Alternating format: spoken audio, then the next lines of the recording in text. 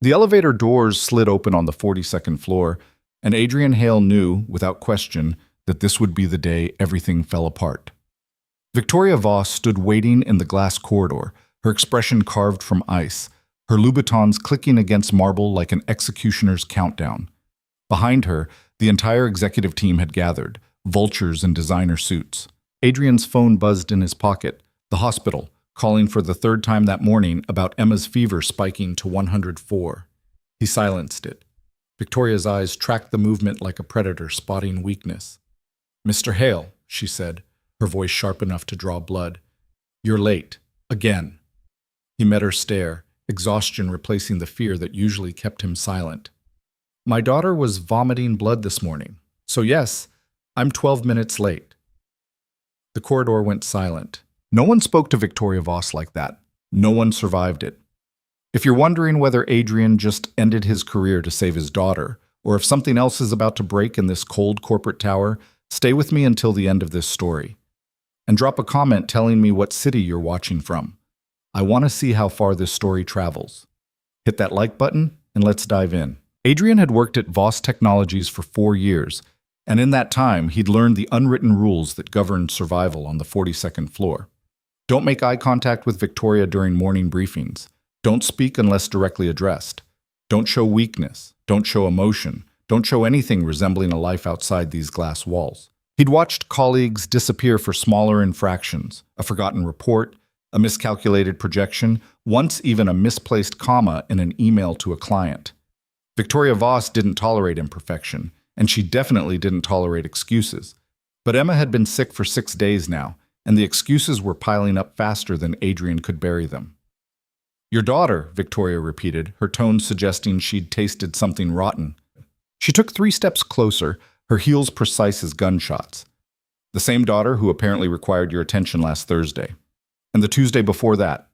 And if I'm reading your attendance record correctly, 17 times in the past 2 months." "She has a chronic condition," Adrian said. His voice came out steadier than he felt. "The doctors are still trying to identify what's causing. I don't pay you to identify medical mysteries, Mr. Hale. I pay you to analyze market trends and deliver reports that don't make me look incompetent in front of shareholders." Victoria's eyes, glacier blue, utterly devoid of warmth, swept across his wrinkled shirt, his loosened tie, the coffee stain on his collar from that morning's chaos. "You look like you slept in your car." "I didn't sleep." "Clearly." The other executives shifted uncomfortably. Marcus Chen, the CFO, studied his shoes with sudden fascination. Jennifer Aldridge, VP of Operations, suddenly found her tablet the most interesting thing in the world. David Santos from legal pretended to take an urgent call. No one intervened when Victoria drew blood. That was another unwritten rule. Self-preservation trumped loyalty every single time. Adrian's phone buzzed again. He didn't reach for it this time, but Victoria noticed. Of course she noticed. Victoria noticed everything. "Answer it," she said. "It can wait." "I insist." Her voice could have frozen nitrogen. He pulled out his phone. The screen showed Dr. Patel's number, Emma's pediatrician. His stomach dropped. Dr. Patel only called during work hours when something was seriously wrong, when waiting until after 5 o'clock wasn't an option. "This is Adrian." "Mr. Hale, Emma's fever isn't responding to the antibiotics. We need you to bring her to the emergency room immediately. Her white blood cell count is dangerously elevated, and she's showing signs of, I'm on my way." He ended the call, looked directly at Victoria. The entire executive team seemed to hold its breath. "I have to go. We have the quarterly review in 20 minutes. The board is already assembled in conference room A. They flew in from New York specifically for this presentation. My daughter is going to the ER. Then I suggest you make better childcare arrangements." Victoria's expression didn't change, didn't soften even fractionally. "Because if you walk out of this building right now, don't bother coming back." 4 years ago, Adrian would have stayed. 4 years ago, before Sarah died, before Emma became his entire world, before medical bills turned into a mountain he couldn't climb, and bankruptcy became a word he whispered to himself at 3 in the morning, he would have chosen the job. He would have called his mother-in-law, would have figured out some way to be in 2 places at once, would have bent himself into whatever shape Victoria Voss required to keep his paycheck and his health insurance, and his fragile grip on middle-class stability. But Emma had vomited blood that morning. Bright red blood that stained her Princess Elsa pajamas, and the carpet beside her bed in his hands as he'd carried her to the bathroom. Emma, who was 6 years old and weighed 42 pounds, and still slept with the stuffed rabbit Sarah had given her the day she was born. Emma, who was the only thing left of Sarah, the only reason he got out of bed every morning, the only light in a world that had gone dark 3 years ago. "Then I guess I'm done here," Adrian said. He turned toward the elevator. Behind him, someone gasped, probably Jennifer, who'd always been too soft for the corporate world. Marcus muttered something under his breath that sounded like career suicide. "Mr. Hale." He stopped, didn't turn around. Victoria's voice carried across the corridor, clipped and cold as January wind. "Clear out your desk by end of business today. Security will escort you from the building. You'll receive 2 weeks severance, which is more generous than you deserve given your performance over the past quarter." Adrian pressed the elevator button. The doors opened immediately, small mercies in a morning full of catastrophes. And Adrian? Now he turned. Victoria stood framed by floor-to-ceiling windows, the city sprawling behind her like a kingdom she'd conquered through sheer force of will. At 41, she was beautiful in the way glaciers are beautiful. Stunning, untouchable, and absolutely lethal if you got too close. Her dark hair pulled back in a perfect chignon, her charcoal suit tailored to the millimeter, her expression revealing nothing except complete control. "Don't use me as a reference," she said. The elevator doors closed on her face, on the stares of his former colleagues, on 4 years of his life that had just evaporated like morning fog. Adrian's hand shook as he drove toward the hospital. Not from fear. He'd passed fear somewhere around the 3rd mortgage rejection and the 4th maxed-out credit card. Now he just felt hollowed out, like someone had scooped everything vital from his chest and left only the mechanical parts still pumping, heart beating, lungs breathing, body going through motions his mind had abandoned. The traffic was terrible. It was always terrible in the city at 9 in the morning, but today it felt personally malicious, like the universe had decided he hadn't suffered enough yet. He sat at a red light on Madison, watching a woman in running clothes jog past with her golden retriever, and thought about how she probably didn't know what her daughter's white blood cell count was. She probably slept through the night. She probably had health insurance that didn't require her to choose between medication and groceries. His phone rang. Carol, his mother-in-law. "I'm almost there," he said without preamble. "She's asking for you. They've taken her back to run some tests, but she won't stop asking where you are." Carol's voice trembled. She was 73 years old and had already buried her daughter. The thought of losing her granddaughter was breaking her in ways Adrian could see but couldn't prevent. "Adrian, she's so scared." "Tell her I'm 5 minutes away. Tell her I love her. Tell her—" His voice cracked. He swallowed hard, forced the words out. "Tell her I'll always come for her." "I know you will, honey. I know." The light turned green. Adrian pressed the accelerator harder than necessary, weaving through traffic with a desperation that would have horrified his usual careful driving habits. Sarah used to tease him about driving like someone's grandfather. She'd put her hand on his knee and say, "Baby, we're not going to die if you go 5 miles over the speed limit." And he'd tell her that statistically, most accidents happened within 5 miles of home, and she'd laugh and kiss his cheek and call him her beautiful worrier. Sarah had been the brave one. Sarah had faced her cancer diagnosis with a strength that still took his breath away. She'd held his hand through every chemo session, every radiation treatment, every doctor's appointment that delivered worse news than the last. She'd planned her own funeral because she didn't want him to have to make those decisions in the fog of grief. She'd written letters to Emma, one for every birthday until she turned 18, one for her high school graduation, one for her wedding day, because she knew she wouldn't be there to say the words herself. And then she died anyway, despite the strength, despite the fighting, despite every prayer and bargain and desperate promise Adrian had made to a universe that didn't seem to be listening. He pulled into the hospital parking garage, found a spot near the elevator, didn't bother to check if he'd parked between the lines. None of that mattered. The only thing that mattered was the little girl waiting for him 3 floors up. Check. Emma was in the pediatric ER, curtained off in Bay 7. Adrian heard her before he saw her, that particular whimper she made when she was trying to be brave but couldn't quite manage it. He pushed through the curtain and found her curled on her side in a bed too big for her small frame, an IV already threading from her left arm, monitors beeping softly beside her. Carol sat in a plastic chair, still holding Emma's other hand. She looked up when Adrian entered, and the relief on her face cracked something in his chest. "Daddy!" Emma's voice was hoarse, scraped raw from vomiting. He was at her bedside in 2 steps, gathering her carefully against his chest, mindful of the IV, the monitors, the fever radiating from her small body like a furnace. "I'm here, baby. I'm here." "You came really fast." "Of course I came fast. Nothing's more important than you." "Did you finish your big meeting?" Adrian closed his eyes, pressed his face against her hair. She smelled like hospital soap and sickness and the strawberry shampoo he'd used that morning, back when the day still held possibility. "The meeting doesn't matter. You matter. Mom would be mad if you got in trouble at work because of me." The words hit like a fist to the throat. Sarah had been dead for 3 years. Ovarian cancer, stage 4, 9 months from diagnosis to funeral, and Emma still worried about disappointing her. Still carried guilt for being sick, for being a burden, for needing more than a 6-year-old should need. "Mom would tell me I made exactly the right choice," Adrian said firmly. "And she'd be right. You know what she used to say?" "What?"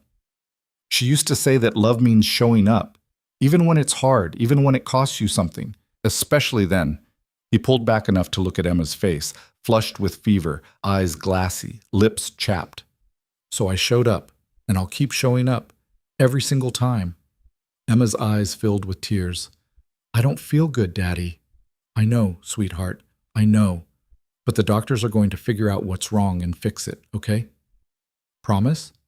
He wanted to promise. Wanted to guarantee her that everything would be fine, that she'd be home tomorrow watching Frozen for the 10,000th time, that life would go back to their normal routine of breakfast battles and bedtime stories.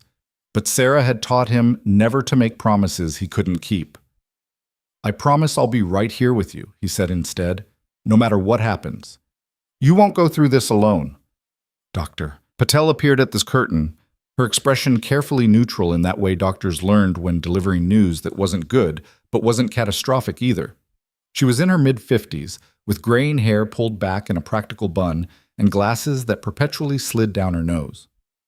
"Mr. Hale, can we speak in the hallway?" Carol squeezed his shoulder. "I'll stay with her. You go." Adrian kissed Emma's forehead, burning hot, dry as paper, and followed Dr. Patel into the corridor. The ER was chaos around them, a child screaming somewhere about a splinter, an elderly man on a gurney, confused and calling for someone named Betty, nurses moving with practiced efficiency, their scrubs decorated with cartoon characters that seemed obscenely cheerful given the circumstances. Dr. Patel pulled up Emma's charts on a tablet, her face illuminated by the blue glow. The preliminary results show acute kidney inflammation, possibly nephritis. Her creatinine levels are significantly elevated. We're looking at 2.8 when normal for her age should be under 0.6. There's also protein in her urine, which indicates the kidneys aren't filtering properly. Adrian's medical knowledge was limited, cobbled together from 3 years of Emma's various illnesses, but he knew enough to understand that kidneys were important. Kidneys failing was bad. "What's causing it?" he asked. "We don't know yet. Could be post-streptococcal glomerulonephritis, basically kidney inflammation following a strep infection. Could be lupus-related, though she's young for that. Could be IgA nephropathy, could be a reaction to medication. Could be a dozen other things we haven't ruled out yet." Dr. Patel pushed her glasses up her nose, a gesture Adrian had learned meant she was about to say something he wouldn't want to hear. "We need to admit her for at least 48 hours, maybe longer depending on how she responds to treatment. We'll start her on corticosteroids, run more comprehensive tests including a kidney biopsy if the inflammation doesn't improve." "A biopsy? You want to do a biopsy on a 6-year-old? "Only if necessary. Let's see how she responds to the steroids first." Dr. Patel paused, choosing her words with visible care. "Mr. Hale, I have to ask, has Emma's insurance situation changed recently?" Adrian's jaw tightened. "Why?" "Because the treatment we're looking at could run into 6 figures if we need dialysis or prolonged hospitalization. The kidney biopsy alone is $15,000. If we're talking about ongoing treatment, specialist consultations, potential immunosuppressive therapy." She trailed off, letting the numbers speak for themselves. Her insurance is active. Barely. He'd paid last month's premium by selling Sarah's wedding ring, the one thing he'd promised himself he'd keep for Emma, the one piece of Sarah he could hold in his hand. The pawn shop had given him $2,000 for a ring that Sarah had loved more than any material possession. It had covered the insurance premium with enough left over for 1 week of groceries. Do whatever she needs. I'll figure out the money. Doctor. Patel's expression softened slightly, a crack in the professional facade. There are programs available, financial assistance for families in just take care of my daughter, please. She nodded slowly. I'll get her admitted. We should have a room ready in about an hour. By midnight, Emma was sleeping fitfully in room 437 of the pediatric ward, a space decorated with painted clouds and cartoon animals that seemed aggressively cheerful. IV lines threaded from her small arms like spider silk, saline, antibiotics, corticosteroids, something for the nausea. Monitors beeped softly, tracking her heartbeat, her oxygen levels, her failing kidneys trying desperately to filter toxins her body couldn't handle. Carol had gone home around 10, exhausted and worried, promising to return first thing in the morning with Emma's favorite blanket and some fresh clothes. Adrian sat in the chair beside Emma's bed, a recliner that was supposed to convert into a bed, but mostly just converted into a different kind of uncomfortable, watching the monitors like they held the secrets to the universe. His phone lit up with an email notification from HR Department, Voss Technologies. Subject, termination of employment, Adrian Hale. He didn't open it, didn't need to. He knew what it would say. Effective immediately. Health insurance terminated in 30 days. Final paycheck direct deposited within 2 weeks. Good luck with your future endeavors. Thank you for your service. All the corporate language that meant you're on your own now. 30 days. Emma's medication alone cost $3,000 a month, and that was before whatever new prescriptions Dr. Patel was about to add.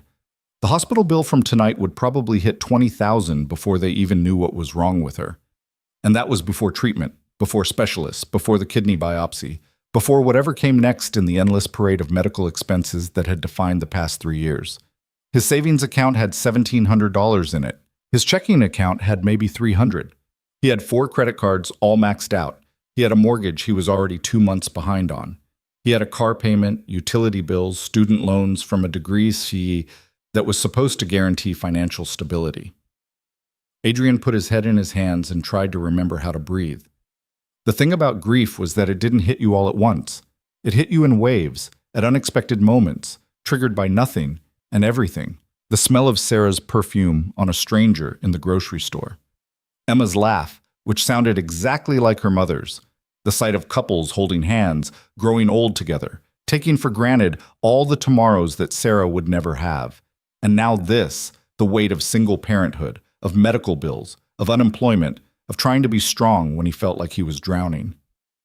Sarah would have known what to do. Sarah had always known what to do. She'd been the practical one, the planner, the person who made lists and budgets and contingency plans.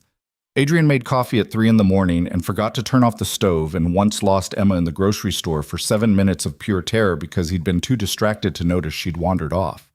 He wasn't equipped for this. Wasn't equipped to be both parents, to make medical decisions, to keep another human alive and healthy and happy when he could barely manage those things for himself.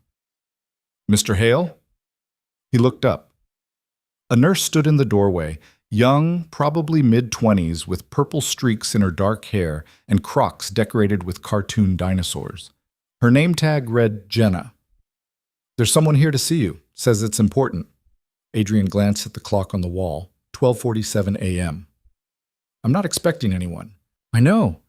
That's why I'm asking before I send them away. It's a woman, older, well-dressed, looks like she walked off the set of a lawyer's show. Jenna lowered her voice conspiratorially. She's kind of intimidating, to be honest. Gave me her business card and everything. Says she works with you.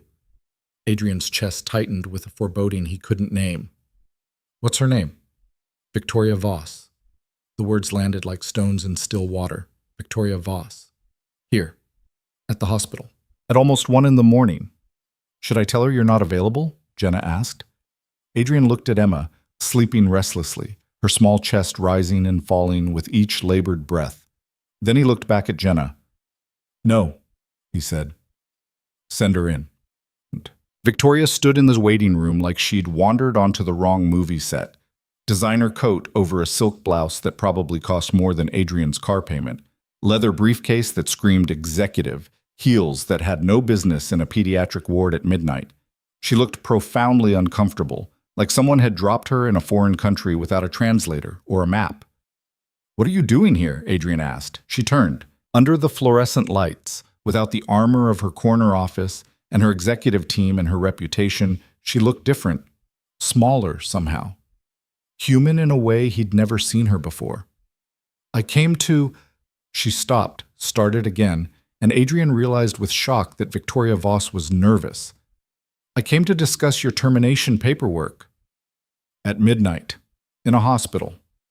There were some irregularities I wanted to address personally." Irregularities. Victoria's jaw tightened, that same expression she wore in board meetings when someone questioned her decisions. "May we speak somewhere private?" Adrian led her to a small consultation room down the hall.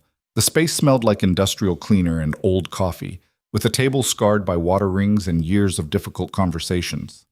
Framed posters on the walls offered cheerful advice about hand washing and immunization schedules. They stood on opposite sides of the table, and the distance felt simultaneously too close and not close enough. "How did you know where to find me?" Adrian asked. "Your mother-in-law is listed as your emergency contact in your personnel file. I called her." "You called Carol." "I wanted to ensure Emma received adequate medical care." "Why would you possibly care about that?" The words came out harsher than he'd intended, sharp with exhaustion and fear and the surreal absurdity of having Victoria Voss in a hospital consultation room at 1 a.m. Something flickered across Victoria's face, there and gone too quickly to name. Pain, maybe. Or recognition. "Because I was wrong," she said quietly. "This morning, I was wrong." Adrian stared at her. In 4 years of working together, 4 years of quarterly reviews and budget meetings and presentations to the board, he had never heard Victoria Voss admit to being wrong about anything. She didn't apologize. She didn't second-guess. She didn't show weakness or vulnerability or any of the messy human emotions that made people relatable. She made decisions and moved forward, leaving casualties in her wake and calling it the cost of doing business. "Emma's health insurance will continue through the company," Victoria said. She pulled a folder from her briefcase, set it on the table between them like a peace offering. "Regardless of your employment status, I've already instructed HR to make the necessary arrangements. Full coverage. No lapse, no questions asked." "I don't want your charity." "It's not charity. It's what should have been done in the first place."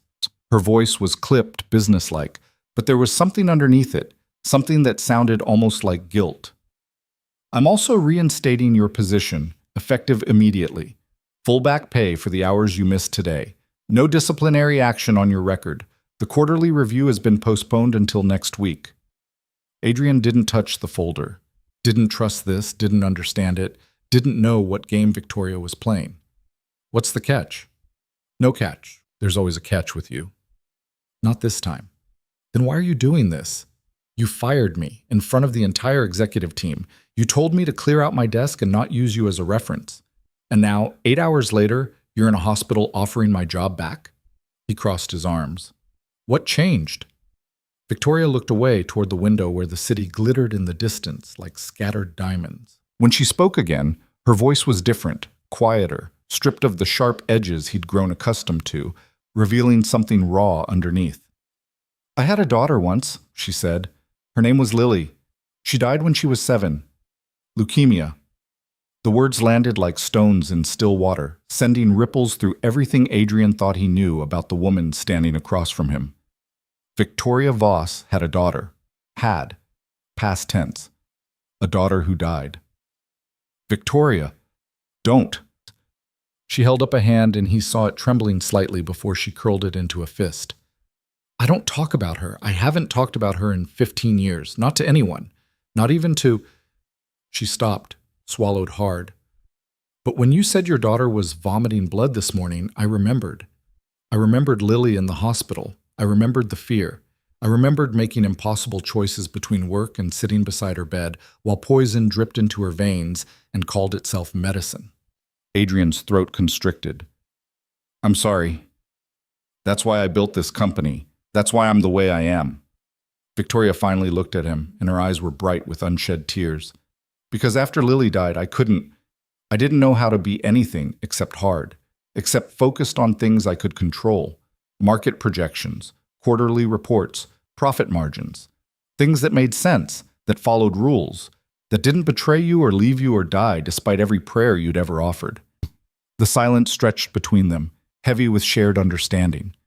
I was angry at you today, Victoria continued.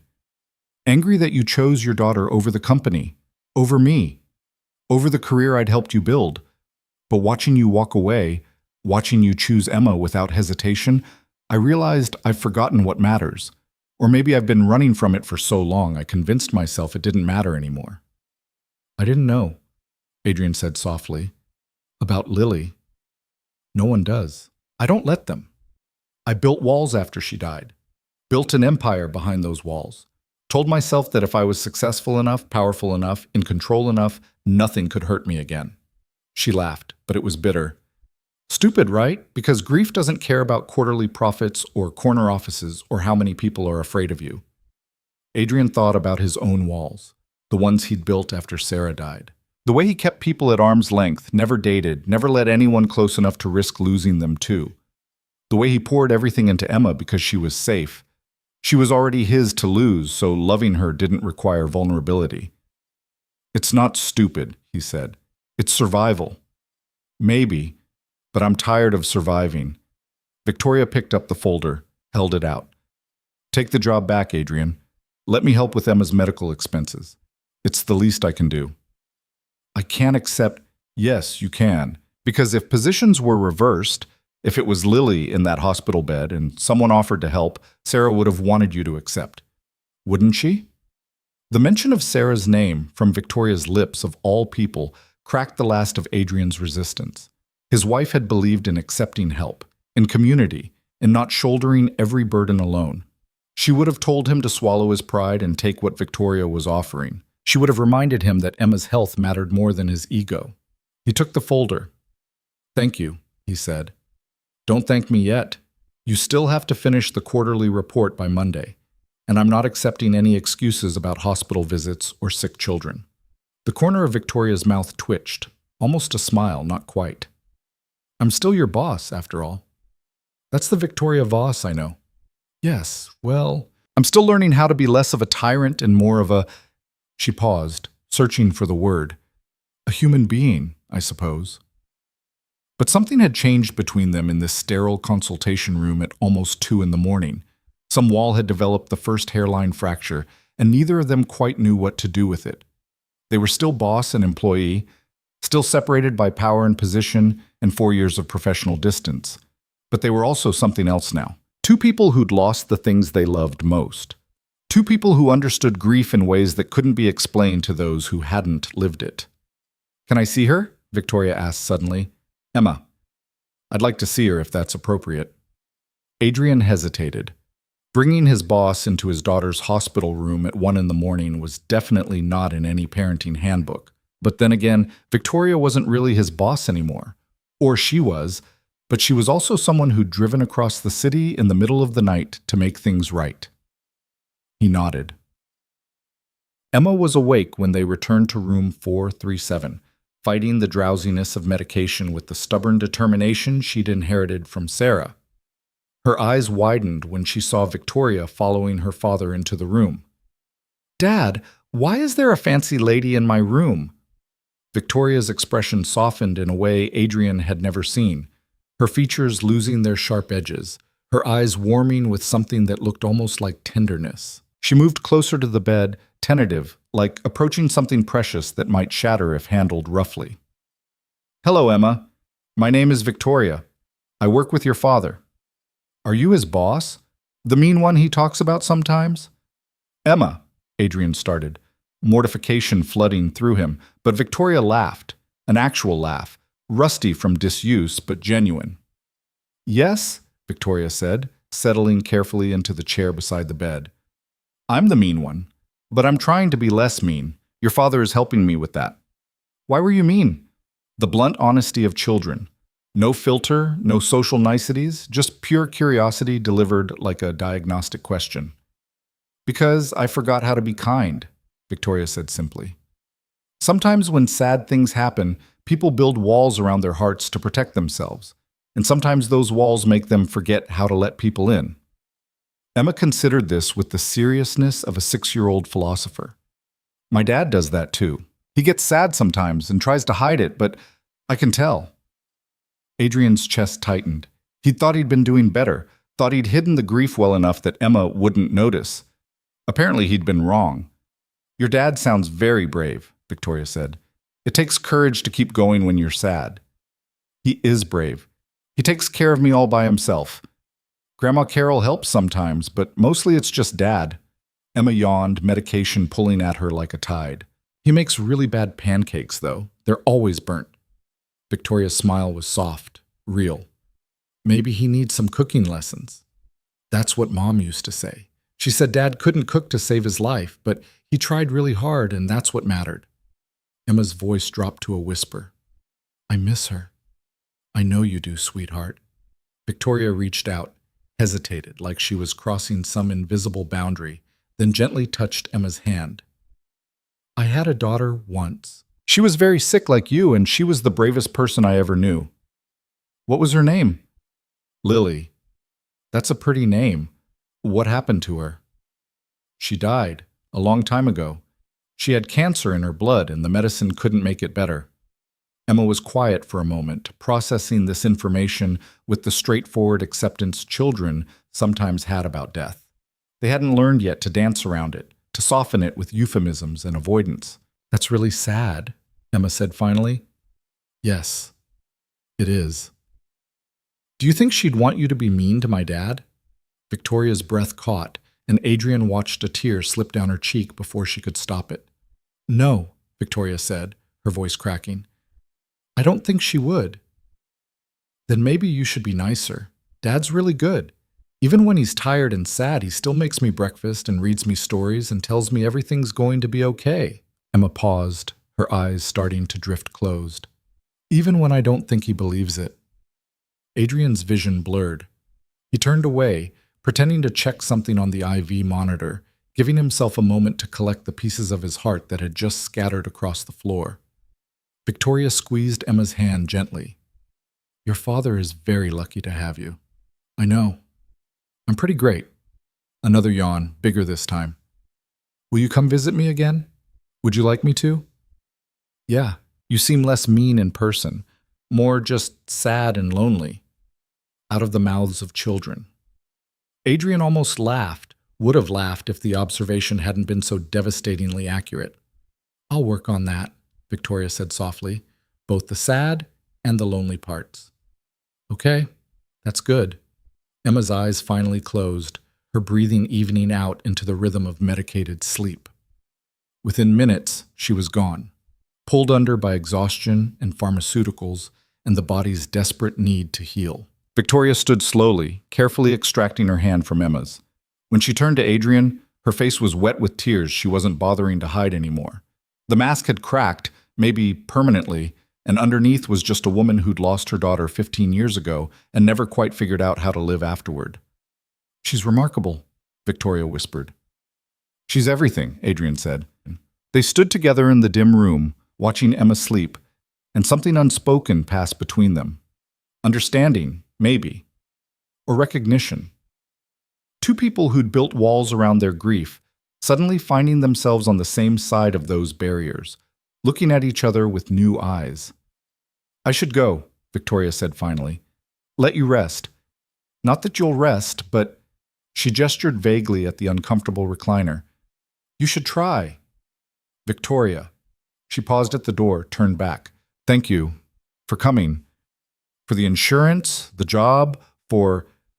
He gestured at Emma, at the room, at the vulnerability Victoria had shown. For all of it. For being human. I'm going to try to be human more often. It's harder than it looks, but... She smiled, small and sad and genuine. I think Lily would have liked that. Would have liked you and Emma, actually. She had a thing for underdogs and people who fought even when the odds were impossible. She sounds like she was amazing. She was. Victoria's voice broke on the words. She really was. She left then, her footsteps echoing down the quiet corridor, and Adrian was alone again with his sleeping daughter and the folder Victoria had given him, and thoughts that wouldn't quiet no matter how much he wanted them to. Outside, dawn was still hours away. The city glowed through the window, indifferent to the small dramas playing out in hospital rooms across its sprawl. Somewhere, people were sleeping peacefully. Somewhere, people's biggest worry was what to have for breakfast. Somewhere, life was normal and uncomplicated and easy. But here, in room 437, Adrian sat in an uncomfortable chair and held his daughter's hand and thought about walls and grief and the unexpected way life sometimes cracked you open just when you thought you'd sealed yourself shut permanently. Emma stirred, murmured something that sounded like brave or maybe safe. Adrian kissed her forehead, still too warm, still fighting whatever was attacking her kidneys, and whispered, "I love you more than anything in this world." And outside in the parking garage, sitting in her luxury sedan, Victoria Voss pressed her forehead against the steering wheel and cried for the first time in 15 years, mourning the daughter she'd lost and the walls she'd built, and the life she'd convinced herself was enough. It wasn't enough. It had never been enough. But maybe, just maybe, it wasn't too late to find something that was. The corticosteroids started working by Wednesday afternoon, which Dr. Patel said was a good sign, but not a guarantee. Emma's fever dropped to 99.8, then 99.2, then finally settled at 98.6 by Thursday morning. Her kidney function improved slightly. Creatinine down to 2.1, still elevated but moving in the right direction. They canceled the biopsy, at least for now, and started talking about discharge instead of dialysis, which felt like winning the lottery, except Adrian had learned not to celebrate too early. He'd been at the hospital for 3 days straight, leaving only twice to shower at home and grab clean clothes. Carol brought food he barely ate, and encouragement he couldn't quite absorb. Marcus Chen texted once asking if he needed anything, which surprised Adrian until he remembered that Marcus had a daughter too. Older, healthier, but still a daughter. Jennifer Aldridge sent flowers with a card that said, "Thinking of you," in handwriting that looked nothing like hers, probably signed by an assistant who'd been given the task. Victoria came every evening after work, still in her suits and heels, still carrying her briefcase like armor. She never stayed long, 20 minutes, maybe 30, but she came. She brought Emma books and puzzles, and once, inexplicably, a stuffed penguin that Emma immediately named Winston and refused to put down. She asked questions about the treatment, the prognosis, the insurance coverage, making sure everything was handled correctly. She spoke to Dr. Patel in the hallway using medical terminology Adrian didn't know she possessed, asking about immunosuppressive therapy and long-term kidney function, like she'd been researching nephritis in her spare time. Which, Adrian suspected, she probably had been. On Thursday evening, Victoria arrived carrying 2 coffees from the expensive place down the street, the one where a latte cost $8 and came with foam art. She handed one to Adrian without preamble. "You look terrible," she said. "Thanks. That's exactly what I needed to hear." "I'm serious. When's the last time you slept more than 2 hours consecutively?" Adrian took the coffee, grateful despite the commentary. It was a cappuccino, made exactly the way he liked it. Extra shot, light foam, cinnamon instead of chocolate. He'd mentioned that preference once, maybe 2 years ago, in passing during a morning meeting. The fact that Victoria remembered made something twist in his chest. "I sleep," he said. "That chair doesn't count as sleeping. That chair counts as slow-motion spinal damage." Victoria glanced at Emma, who was dozing peacefully. Winston the penguin clutched against her chest. "She's looking better. Fever's been normal for 18 hours. If it stays down through tomorrow, they'll let us go home on Saturday." "That's good news." "Yeah." Adrian rubbed his eyes, exhaustion making everything feel slightly unreal. "Doctor, Patel wants to start her on long-term immunosuppressive medication. Prednisone for now, maybe as a thioprene if the inflammation doesn't resolve completely. Weekly blood tests to monitor kidney function. Strict diet restrictions, low sodium, limited protein, no processed foods." That sounds manageable. It sounds expensive and complicated, and like one more thing that could go wrong. The words came out harsher than he'd intended, sharpened by 3 days of fear and hospital coffee and sleeping in a chair designed by someone who clearly hated the human spine. Victoria didn't flinch. What's the prognosis long term? Dr. Patel says if we catch it early and manage it properly, Emma could have completely normal kidney function. But if we don't, if the inflammation becomes chronic, she could need a transplant before she's 18. He took a long drink of the cappuccino, let the caffeine and sugar hit his system. So basically, the next 10 years of her life depend on me not screwing up her medication schedule or her diet or her follow-up appointments. You won't screw it up. You don't know that. Yes, I do. Because you're the kind of person who walked away from your career without hesitation to save your daughter's life. That same person isn't going to mess up medication schedules. Adrian looked at her, really looked at her, and saw something he'd never noticed before. Victoria was tired too. Not physically exhausted like him, but worn down in a deeper way. Her makeup was perfect, her suit impeccable, her hair still pulled back in that severe chignon, but her eyes held a weariness that cosmetics couldn't hide. "Can I ask you something?" he said. "Probably not, but you will anyway. What happened after Lily died? I mean, I know you built the company, but what happened to you?" Victoria was quiet for a long moment, staring at the coffee in her hands like it held answers to questions she'd stopped asking years ago. When she finally spoke, her voice was soft enough that Adrian had to lean closer to hear. "I fell apart," she said. "Completely. Spectacularly. My marriage ended 6 months after the funeral. Turns out losing a child either pulls you together or tears you apart, and we were the latter. I quit my job, spent a year doing nothing except existing. Therapy helped some. Time helped more. And then one day I woke up and realized I could either keep drowning or I could build something that mattered, something Lily would have been proud of. So you built Voss Technologies. So I built walls that looked like a company." Victoria's smile was sad, self-aware. "I convinced myself that success was the same as healing, that if I was powerful enough, busy enough, important enough, I wouldn't have time to feel the grief. And it worked, mostly. For 15 years it worked. What changed? You did.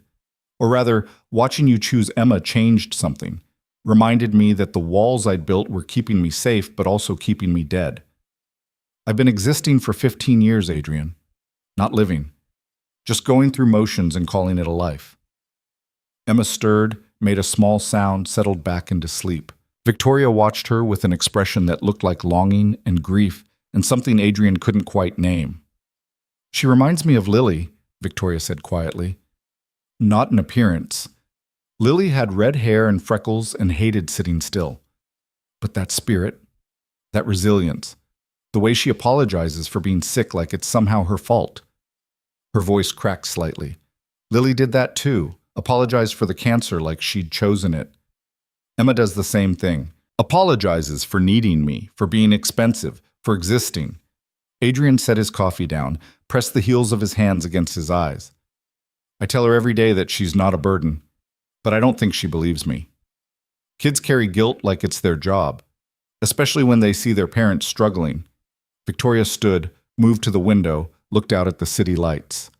"I used to tell Lily that loving her was the easiest thing I'd ever done, that she made everything better just by being alive. I don't think she believed me either, but I kept saying it anyway." "Do you think it helped? Saying it even when she didn't believe it?" "I hope so. I really hope so." Victoria turned back to him. "For what it's worth, I think Emma knows you love her. I've watched you with her this week, the way you talk to her, the way you make everything less scary just by being there. She knows." Adrian's throat tightened. "Thanks." They fell into silence, the comfortable kind that came from shared understanding rather than running out of words. Outside the room, the hospital continued its constant rhythm, monitors beeping, nurses making rounds, families having the worst days of their lives while trying to maintain some semblance of normal. "I need to tell you something," Victoria said after a while. "About work. If this is about the quarterly report, I know I'm behind. I'll have it done by... It's not about the report. It's about me taking a leave of absence." Adrian stared at her. "What?" 3 months, starting next week. I've already cleared it with the board. Marcus will handle day-to-day operations, Jennifer will cover strategic planning, and you'll report directly to them instead of me." Victoria, you don't take vacations. You barely take lunch breaks. I know, that's the problem. She crossed her arms, defensive in a way he'd never seen her. Seeing you this week, seeing Emma, it made me realize I've been running for 15 years and I'm exhausted. I need to stop. I need to figure out who I am when I'm not being the CEO who terrifies everyone. Where will you go? I don't know yet. Maybe nowhere. Maybe I'll just stay home and learn how to exist without a schedule and an agenda and 17 meetings a day. She laughed, but it sounded uncertain. Honestly, I'm terrified. But I'm more terrified of waking up in another 15 years and realizing I've spent my entire life building walls instead of bridges. Adrian understood that fear intimately. The fear of looking back and seeing wasted years, missed opportunities, love unexpressed because it felt too dangerous. I think that's really brave, he said. It doesn't feel brave. It feels like jumping off a cliff and hoping I figure out how to fly before I hit the ground. Yeah, well, that's what bravery is. Doing the scary thing anyway. Victoria smiled, genuine, warm, transforming her face into something softer than Adrian had ever seen. Emma said almost the same thing, about being scared and being brave not being opposites. She's smarter than both of us, significantly smarter, and much better at honesty. Victoria checked her watch, a slim Cartier that probably cost more than Adrian's car. I should go. Let you rest. Or try to rest. Or at least sit in that torture device you call a chair and pretend to rest. Victoria. She paused at the door. Thank you. For coming. For caring. For... He gestured helplessly, trying to encompass everything she'd done, everything she'd become in the past week. For being here. Where else would I be? She said simply. And then she was gone. Adrian sat in the dark room listening to Emma breathe, thinking about walls and bridges and the terrifying work of learning to be human again after grief had hollowed you out. His phone buzzed, a text from Carol. How's our girl? He typed back, better. Coming home Saturday if fever stays down. 3 dots appeared, disappeared, appeared again. Then, and how are you? Adrian stared at the question for a long time before answering. Hanging in there. It was the most honest he'd been with anyone except Victoria in 3 years. The next morning, Dr. Patel confirmed what Adrian had been afraid to hope for. Emma could go home. The inflammation was responding to treatment, her kidney function was improving, and while she'd need careful monitoring and medication management, the crisis had passed. I want to see her back in my office next Friday, Dr. Patel said, making notes on her tablet. We'll run a full metabolic panel, check her kidney function, adjust medications if necessary, and I want weekly blood work for at least the next month. Whatever she needs, Adrian said. I'm also referring you to a pediatric nephrologist, Dr. Sarah Chen at University Medical. She specializes in childhood kidney disorders and can provide long-term management better than I can.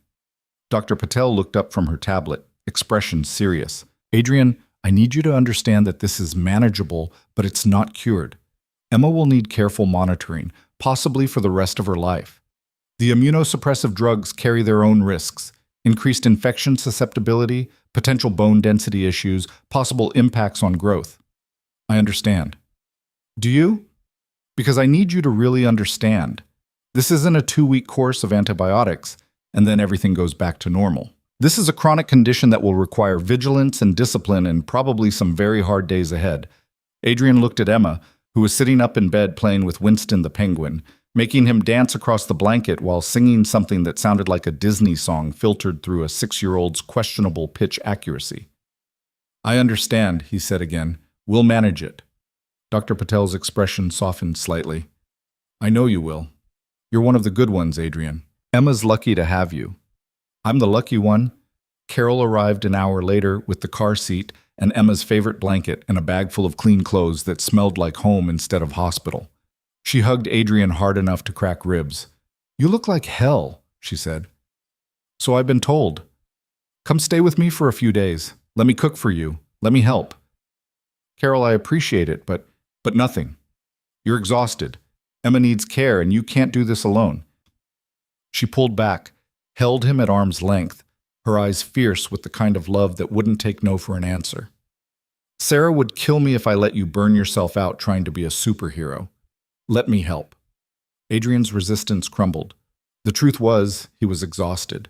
The truth was, the thought of going home to his empty house and managing Emma's complex medication schedule and cooking meals that met her new dietary restrictions while also finishing the quarterly report and catching up on 3 days of missed work felt completely overwhelming. "Okay," he said, "just for a few days." "Good. That's settled. Now let's get this girl home." They discharged Emma at noon, wheeling her out in a wheelchair she didn't need but hospital policy required. She clutched Winston the penguin in one arm and waved at the nurses with the other, completely oblivious to how close she'd come to needing dialysis, to kidney failure, to the kind of medical crisis that could have changed everything. Adrian carried her to Carol's car, buckled her into the car seat, kissed her forehead. "We're going to Grandma's house for a little while," he said. "How long?" "Just until you're feeling stronger." "Will Winston like it there?" "Winston will love it there. Grandma Carol makes the best cookies in the world, and I bet she'll let you help make some." Emma's eyes lit up, the first real spark of enthusiasm Adrian had seen in days. "Can we make chocolate chip?" "Whatever you want, sweetheart."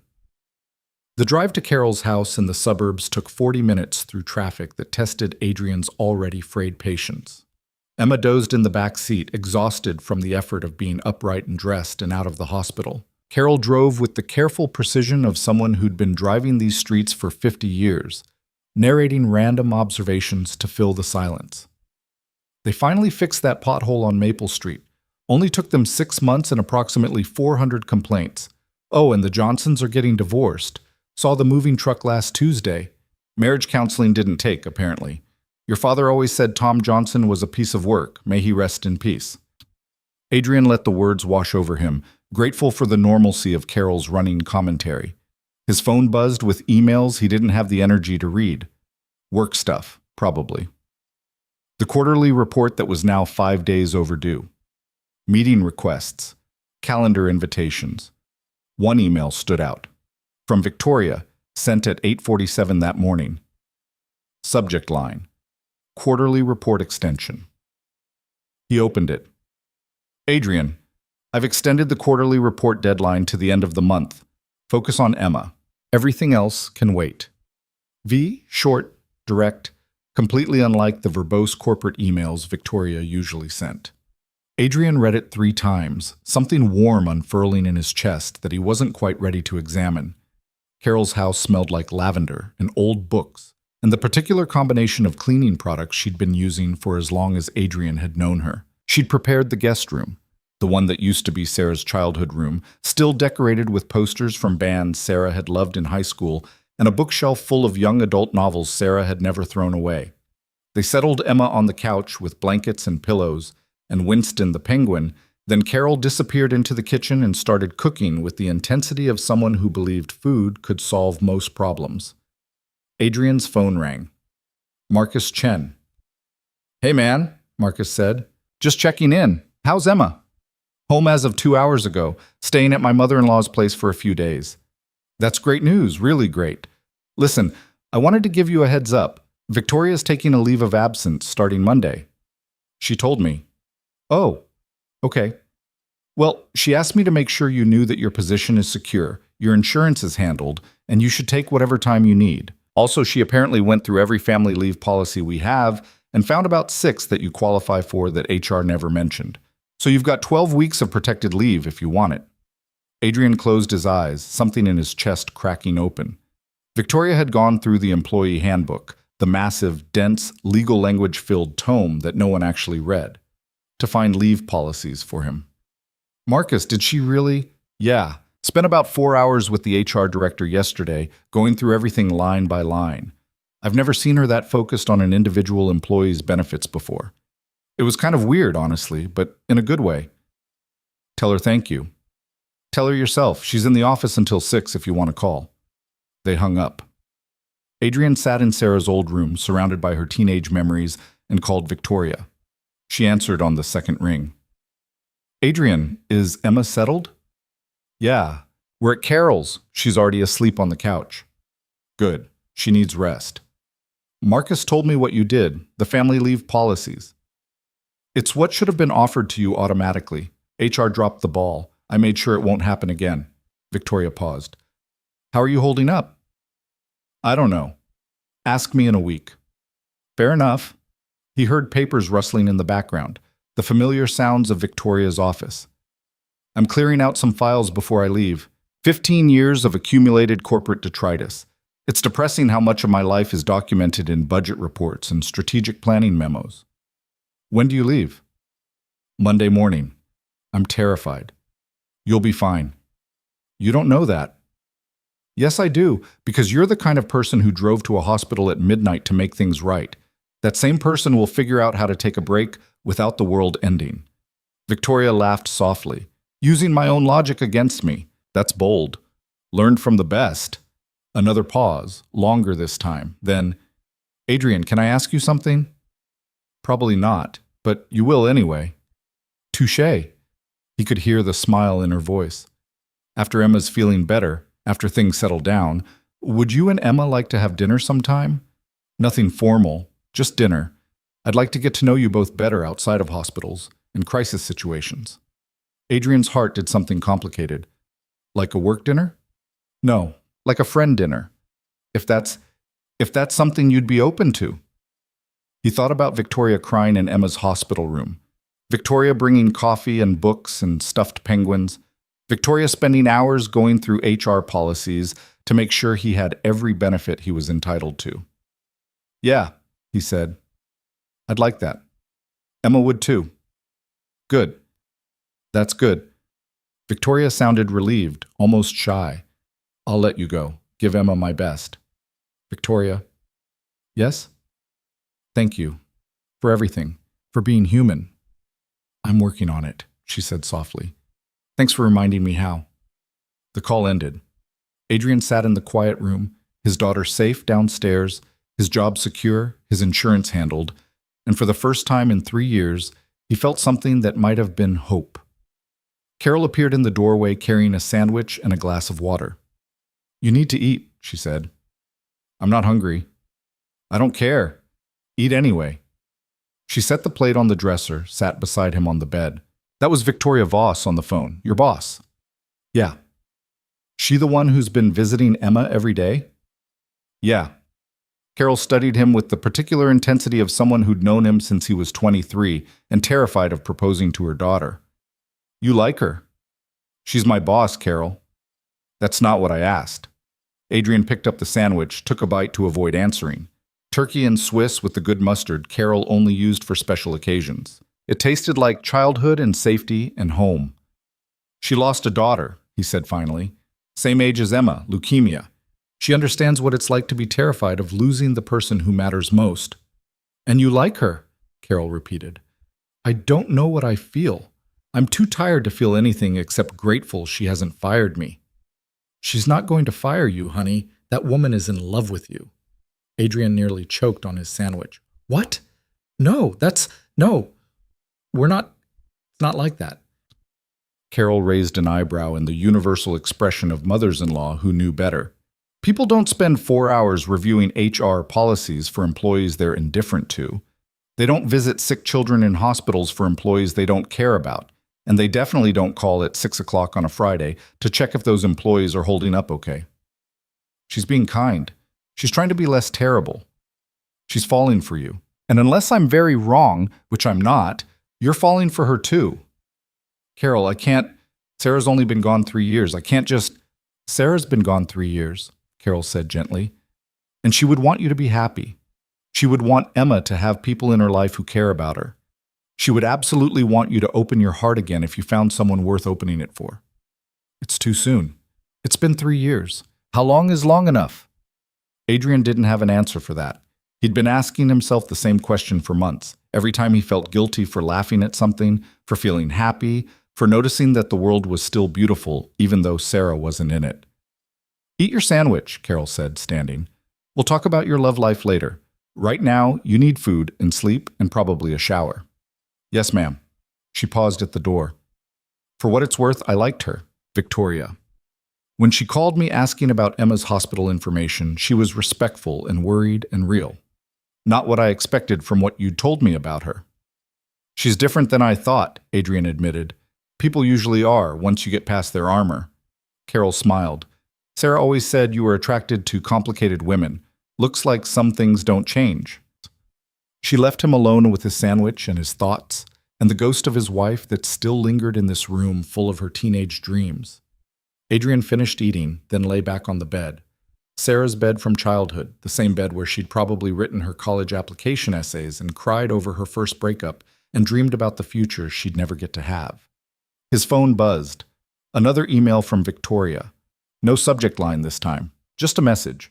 I forgot to tell you, I'm proud of you for everything you did this week, for choosing Emma, for being the kind of father Lily would have wanted. You're doing a good job, even when it doesn't feel like it. V. Adrian read it 5 times, then saved it in a folder he created called Important. Outside, the sun was setting. Emma was safe downstairs. Work could wait. The future was uncertain but manageable. And somewhere across the city, Victoria Voss was packing up her office and preparing to jump off a cliff, hoping she'd figure out how to fly. Adrian closed his eyes and let himself rest. Emma's recovery was slower than Adrian had hoped, and faster than he'd feared, which seemed to be the pattern with everything medical. She slept 14 hours a day for the first week, her body exhausted from fighting inflammation and processing medications that made her nauseous and irritable. Carol's house became their temporary headquarters. Guest room converted into a makeshift pharmacy with pill organizers and syringes for liquid medications, kitchen stocked with low-sodium foods that Emma hated, living room transformed into a recovery zone with blankets and movies, and Winston the Penguin standing guard.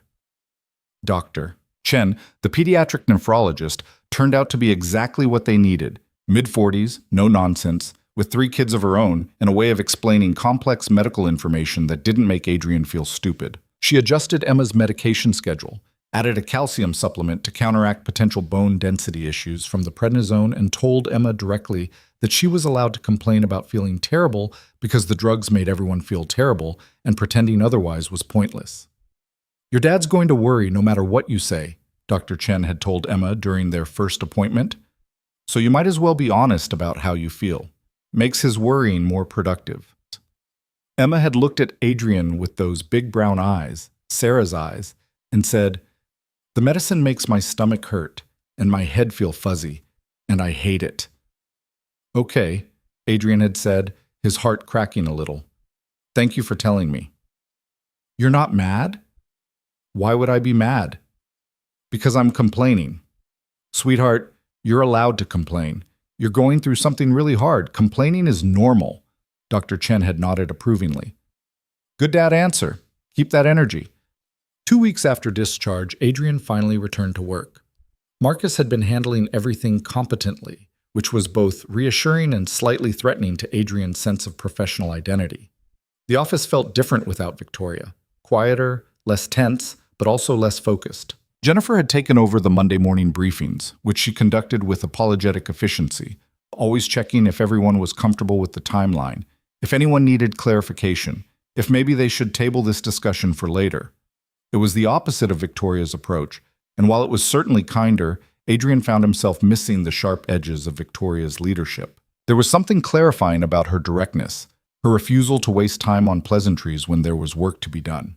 His desk had been cleaned while he was gone, files organized, coffee mug washed, the framed photo of Emma and Sarah straightened. A note in Victoria's handwriting sat on his keyboard. "Focus on what matters. The rest will keep. V." He tucked it into his drawer next to the email he'd printed out, the one about being proud of him. The quarterly report took him 3 days to finish. He worked late hours after Emma went to bed at Carol's house, pulling data and building projections and crafting narratives about market trends that felt absurdly trivial compared to kidney function and medication schedules. But there was also something soothing about the work. The predictability of spreadsheets, the logic of financial analysis, the way numbers behaved exactly as they were supposed to. He submitted it on a Thursday afternoon. Marcus sent back approval within an hour, along with a note that said, "Victoria would have found 6 things to criticize. I found 0. Well done." That evening, Adrian's phone rang while he was cooking dinner, salt-free chicken that tasted like cardboard and vegetables Emma refused to eat. Unknown number, but he answered anyway because unknown numbers could be doctors or schools or any of the 100 crisis points that define single parenthood. Adrian? It's Victoria. His heart did something complicated. Hey, how's the leave going? Terrifying and boring in equal measure. I've reorganized my entire condo, started therapy again, and discovered I have no hobbies. How's Emma? Better. Still tired, still hating her medications, but her kidney function is improving. Latest creatinine was 1.8. That's good, right? That's improvement? Yeah. Dr. Chen says if we can get her below 1.5 and keep her there, we're in good shape. I'm glad. A pause. I got the quarterly report. Marcus forwarded it to me. You're on leave. You're not supposed to be reading quarterly reports. I know. I couldn't help myself. Old habits. Another pause, longer this time. It was excellent work, Adrian. Really excellent. The market analysis section in particular, you connected trends I hadn't considered. The board is going to love it. Thanks. He stirred the chicken, watched it not brown because he couldn't add oil or butter or anything that made food taste like food. Marcus said you would have found 6 things to criticize. Victoria laughed, that real laugh he was still getting used to, so different from the sharp, dismissive sounds she used to make in meetings. Old Victoria would have. New Victoria is trying to lead with appreciation instead of criticism. My therapist says it's healthier. You're seeing a therapist? Don't sound so shocked. Even corporate tyrants need mental health support. I'm not shocked. I'm impressed. Well, don't be too impressed. I've spent most of the sessions crying about Lily, so we're not exactly breaking new psychological ground. She sighed. But it helps. Talking about her. Finally letting myself grieve instead of just building empires on top of the grief. Adrian turned off the stove, moved to the living room where he could talk without Emma overhearing.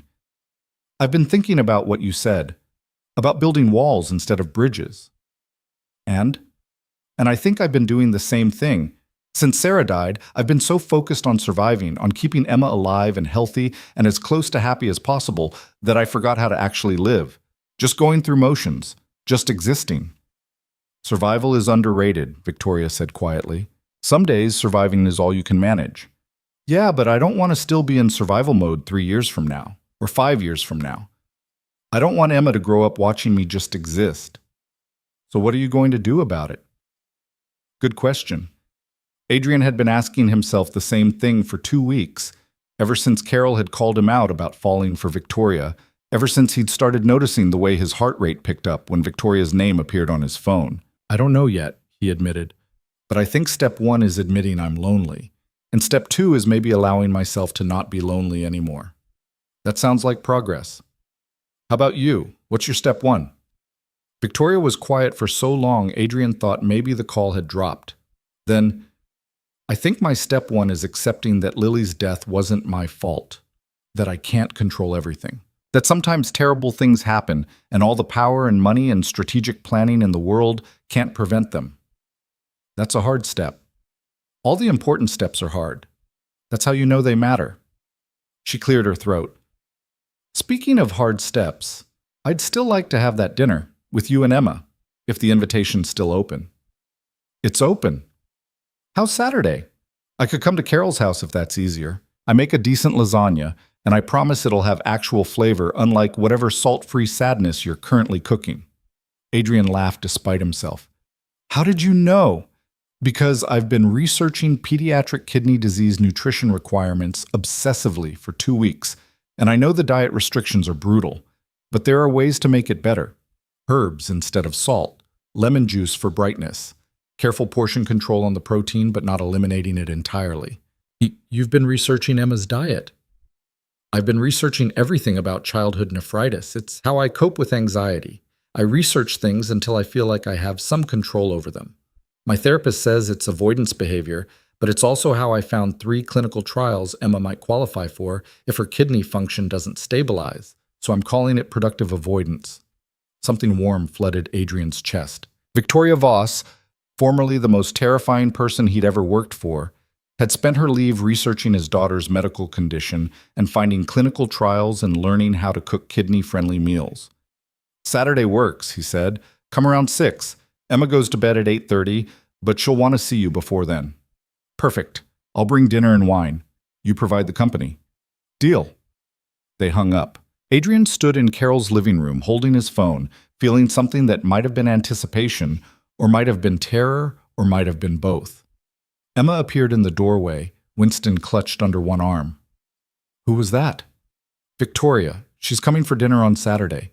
The fancy lady who brought me Winston? That's the one. Emma's face lit up. Can we make cookies for her? Grandma Carol said we could make cookies. We'll make cookies, but you can only have one, remember, because of your kidney diet. I know. One cookie, no extra salt, lots of water. I'm not supposed to have fun ever again. She said it without real bitterness, just the flat acceptance of a 6-year-old who'd learned to adapt to circumstances beyond her control. You're allowed to have fun, Adrian said, pulling her into a hug. We just have to be more creative about it. Victoria's nice. She doesn't talk to me like I'm a baby. No, she doesn't. And she's pretty, like the mean queen in Frozen before she gets nice. Adrian laughed. That's actually a pretty accurate description. Do you like her? Of course I like her. She's my boss. No, I mean, do you like her, the way Prince Eric likes Ariel? Out of the mouths of children. Adrian pulled back, looked at his daughter's too perceptive face. Where is this coming from? You smile different when you talk to her, and you fixed your hair before you called her back yesterday. You only fix your hair for important people. Adrian started, then stopped. Because what could he say? That Carol was wrong, that Emma was wrong, that he definitely wasn't developing feelings for his boss who'd spent 2 weeks researching childhood kidney disease and learning to cook low-sodium meals and visiting his sick daughter every evening with books and stuffed penguins? She lost a daughter too, Emma said quietly.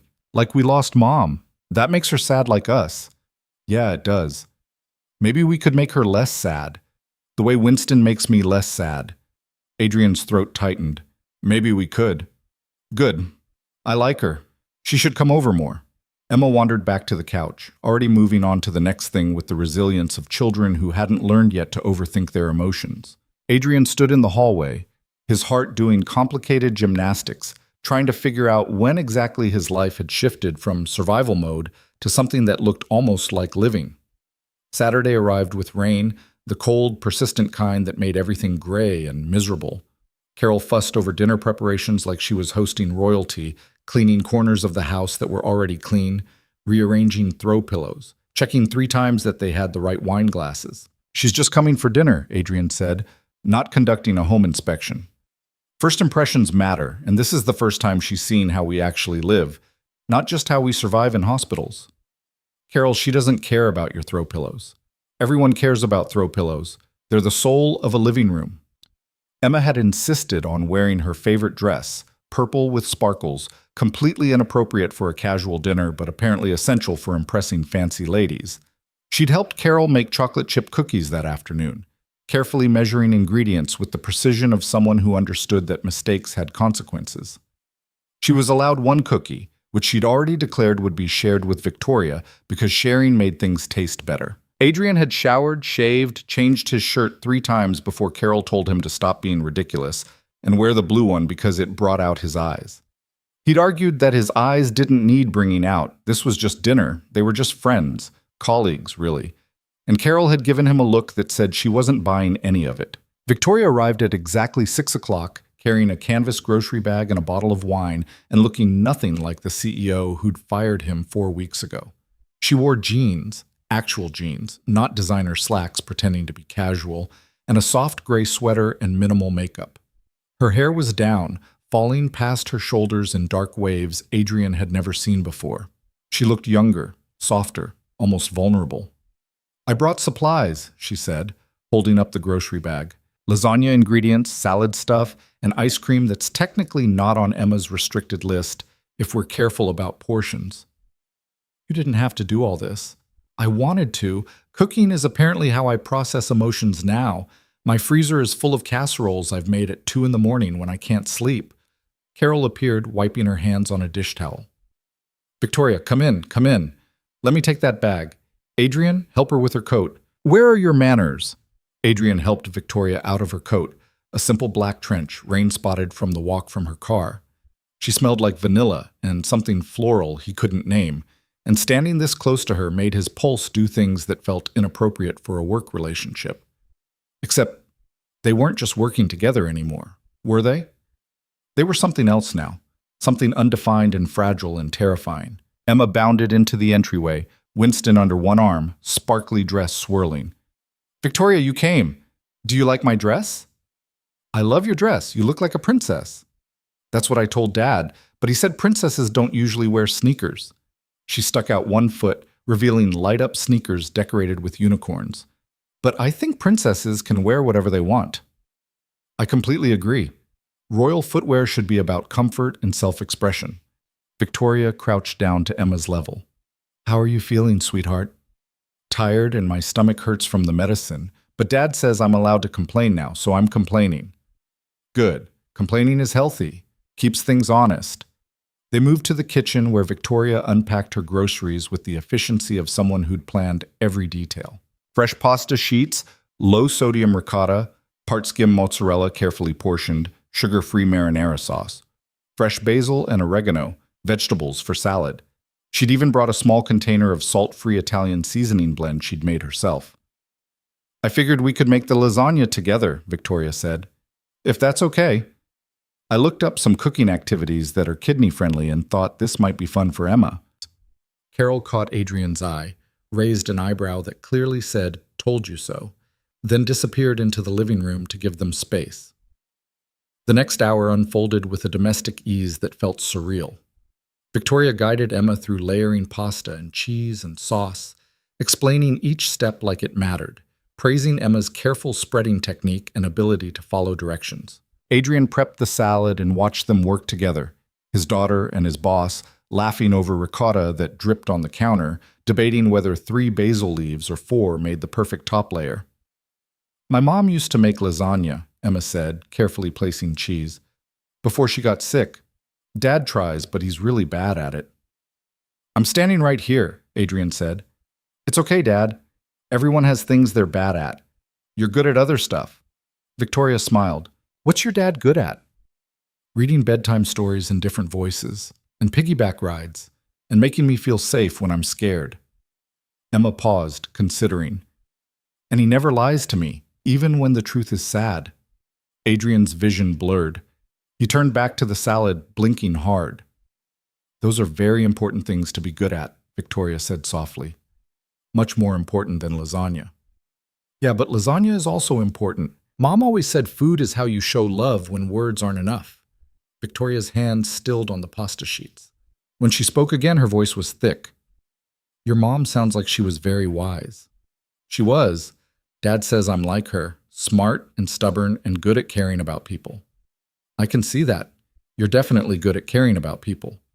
They slid the lasagna into the oven. Emma washed her hands with the thoroughness of someone who'd been lectured about infection risk while on immunosuppressants, then declared she needed to show Victoria her room, the guest room that had become hers over the past weeks, decorated now with drawings she'd made and books Carol had bought, and Winston the penguin standing guard on the nightstand. Adrian was left alone in the kitchen with Carol, who'd reappeared the moment Emma left. "That woman is in love with you," Carol said, not for the first time. "She's being kind to a sick child." "She made homemade salt-free Italian seasoning, Adrian. She researched kidney-friendly cooking activities. She's wearing jeans and her hair's down, and she looked at you like you hung the moon when you were making that salad. You're reading into things. And you're avoiding things." Carol put a hand on his arm. "Honey, I loved Sarah. You know I did. She was my daughter, and I miss her every single day. But she's gone. And you're still here, and that woman upstairs is clearly smitten with you. And unless I'm very wrong, you're smitten right back. It's complicated. Love is always complicated. That's what makes it worthwhile. We work together. She's my boss. There are power dynamics and professional boundaries, and she's on leave of absence. And you're a grown man capable of making your own decisions. And Emma already likes her. And life is short, Adrian. Sarah's life was too short. Lily's life was too short. You don't get bonus points for waiting until it's convenient or uncomplicated." Adrian leaned against the counter, exhausted by the weight of his own resistance. "I'm scared." "Of course you're scared. You lost Sarah. You almost lost Emma. Opening your heart again when you know how much it can hurt. That's terrifying. Carol squeezed his arm. But you know what's more terrifying? Spending the rest of your life alone because you were too afraid to try. Footsteps on the stairs. Victoria and Emma returning, Emma chattering about her collection of medical bracelets. Different colors for different hospital visits. A catalog of trauma worn like jewelry. And this one's from when I had pneumonia, and this one's from when I broke my arm falling off the swing, and this one's from the kidney thing. Emma held up her wrist, displaying the rainbow of plastic bands. Dad says we can cut them off once I'm all better, but I want to keep them. They're like battle scars. Battle scars are important, Victoria said. They remind you of what you survived. Do you have battle scars? Some. Different kinds than yours, but yes. Can I see? Victoria hesitated, then pushed up her sweater sleeve. A thin scar ran along her inner wrist, surgical, precise, about 3 inches long. This is from when I donated blood for Lily. My blood type matched hers, so they took some of mine to help with her treatment. Emma traced the scar gently. Did it hurt? A little, but it was worth it because it helped her, at least for a while. I'm sorry she died. Thank you, sweetheart. I'm sorry about your mom, too. They stood together in the kitchen, connected by grief and scars and the fragile understanding that came from surviving things that should have destroyed them. The timer went off. Lasagna was ready.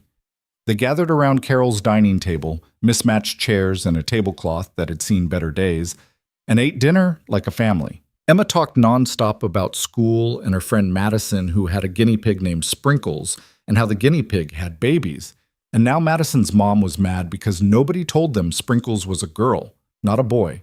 Victoria laughed in all the right places, asked follow-up questions, treated Emma's rambling stories with the same attention she probably gave to board presentations. Carol watched them with barely concealed delight. Adrian tried not to think about how natural this felt, how easy, how much like the life he'd imagined before cancer had rewritten everything. After dinner, Emma presented Victoria with the chocolate chip cookie they'd made together, carefully halved so they could share it. This is the best cookie I've ever had, Victoria said, completely serious. You're just saying that to be nice. No, I'm saying it because it's true. You know why? Because you made it, and things made with love always taste better. Emma beamed, then yawned, medication and exhaustion catching up with her despite her best efforts to stay awake. Bedtime, Adrian said, but Victoria's still here. I'll come back, Victoria promised, if you want me to. I want you to. You should come every Saturday. It can be our thing. Victoria's eyes glistened. I'd like that very much. Adrian carried Emma upstairs. She was getting too big for this, but she'd had a long day and the prednisone made her muscles weak sometimes. He tucked her into bed, Winston the penguin positioned carefully beside her. I like her, Dad, Emma said, already half asleep. She's sad like us, but she's trying not to be. That's brave. Yeah, it is. Are you going to marry her? Adrian nearly dropped the glass of water he'd been setting on the nightstand. What? Emma, we're just friends. Okay, but if you did marry her, I wouldn't be mad, just so you know. She yawned again, burrowed deeper under the covers. Night, Dad. Night, sweetheart. He stood in the doorway for a moment, watching her sleep, trying to process his 6-year-old's casual acceptance of the possibility that he might remarry, that Victoria might become part of their lives in a way that was more than just dinner on Saturdays. The thought terrified him. The thought also filled him with something that might have been hope. Downstairs, Carol had already disappeared to her own room, conveniently giving them privacy. Victoria was washing dishes at the sink, sleeves pushed up, completely at home in someone else's kitchen. You don't have to do that, Adrian said. I want to. I find dishwashing meditative. Gives me something to do with my hands while I process the fact that I just had the best evening I've had in 15 years. Adrian picked up a towel, started drying. They worked in comfortable silence for a few minutes, the only sounds running water and the clink of plates. Emma asked if I was going to marry you, Adrian said finally. Victoria's hands stilled in the soapy water. That's direct. She's 6. Subtlety isn't her strong suit. What did you tell her? That we're just friends. Are we? Victoria turned to look at him, her hands dripping, her expression open in a way he'd never seen. Just friends? Adrian set down the towel. His heart was pounding hard enough that he could feel it in his throat. I don't know. What do you want us to be? Honestly, I want to find out. I want to see where this goes. I want to have more Saturday dinners and watch Emma grow up and maybe figure out how to be human again with someone who understands what it's like to be broken and keep living anyway. She took a shaky breath. But I'm also terrified. I haven't dated anyone since Lily died. Haven't let anyone close. Haven't wanted to until you. I'm terrified too. She was everything. The idea of loving someone else feels like betrayal. Is it betrayal if she'd want you to be happy? Carol said the same thing. Carol's a wise woman. Victoria dried her hands, took a step closer. They were standing in Carol's kitchen at 9:30 on a rainy Saturday night, and the space between them felt charged with possibility and fear in equal measure. I'm not asking for promises or commitments or anything you're not ready to give. I'm just asking if you'd be willing to try, to see what happens if we stop pretending this is just professional courtesy. Adrian thought about Sarah, about the letters she'd written to Emma, the ones she'd left for her future self. He'd read one accidentally, the one marked "When You're Struggling," and it had said in Sarah's handwriting, "Dad is allowed to be happy. Dad is allowed to love again. Don't let him use you as an excuse to stay lonely. I want him to find someone who makes him laugh and feel alive. And remember that the world is still beautiful even though I'm not in it." "Okay," he said. "Let's try." "Yeah? Yeah, but slowly.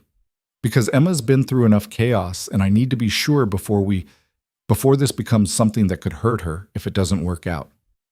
Slowly works for me.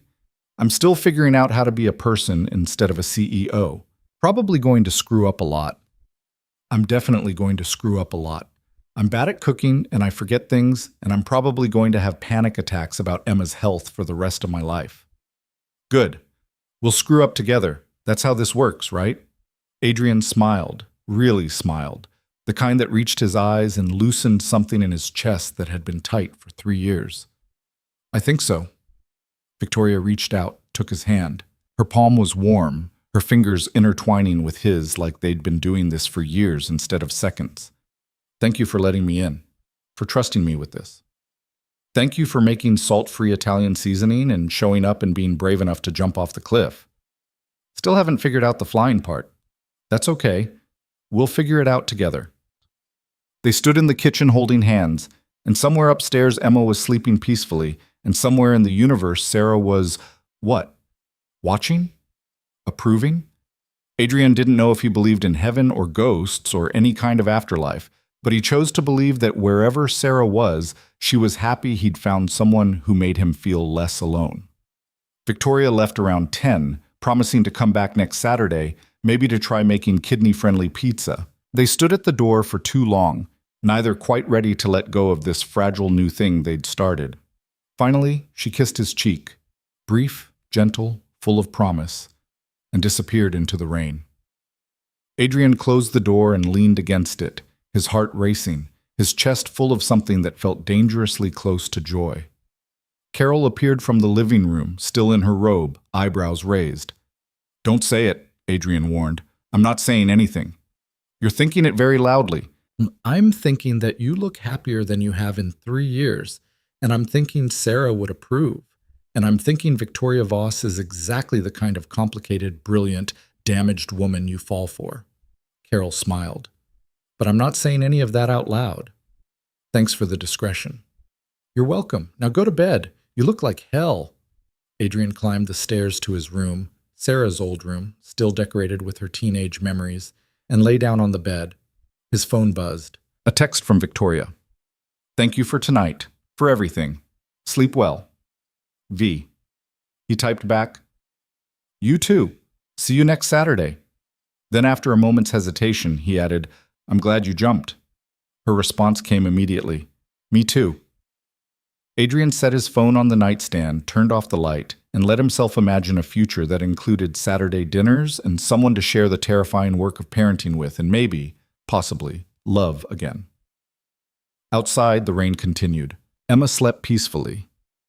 Victoria drove home through wet streets, probably crying, probably terrified, probably hopeful, And somewhere in the impossible space between grief and healing, something new was beginning to grow. The Saturday dinners became their rhythm over the next 8 weeks.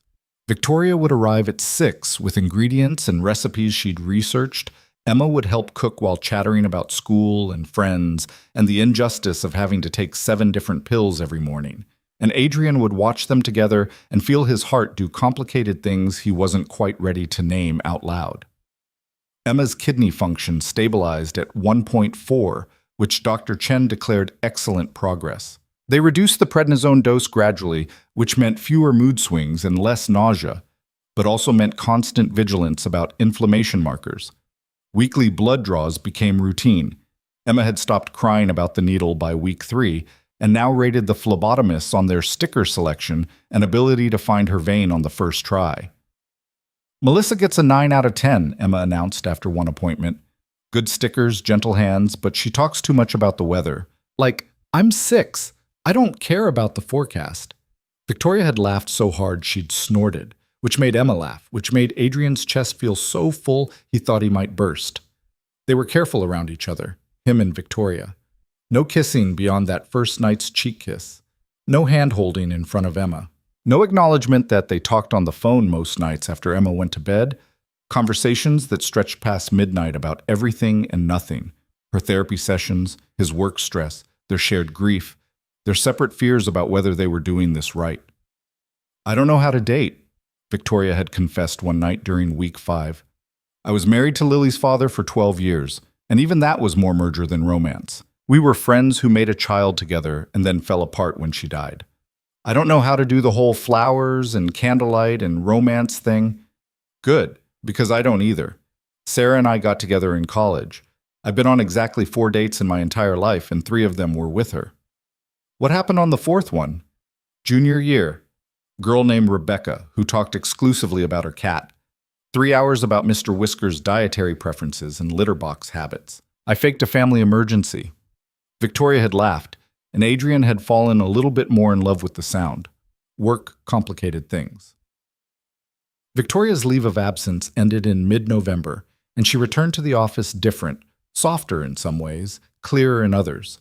She still ran meetings with precision, still demanded excellence, still made grown executives nervous with a single raised eyebrow.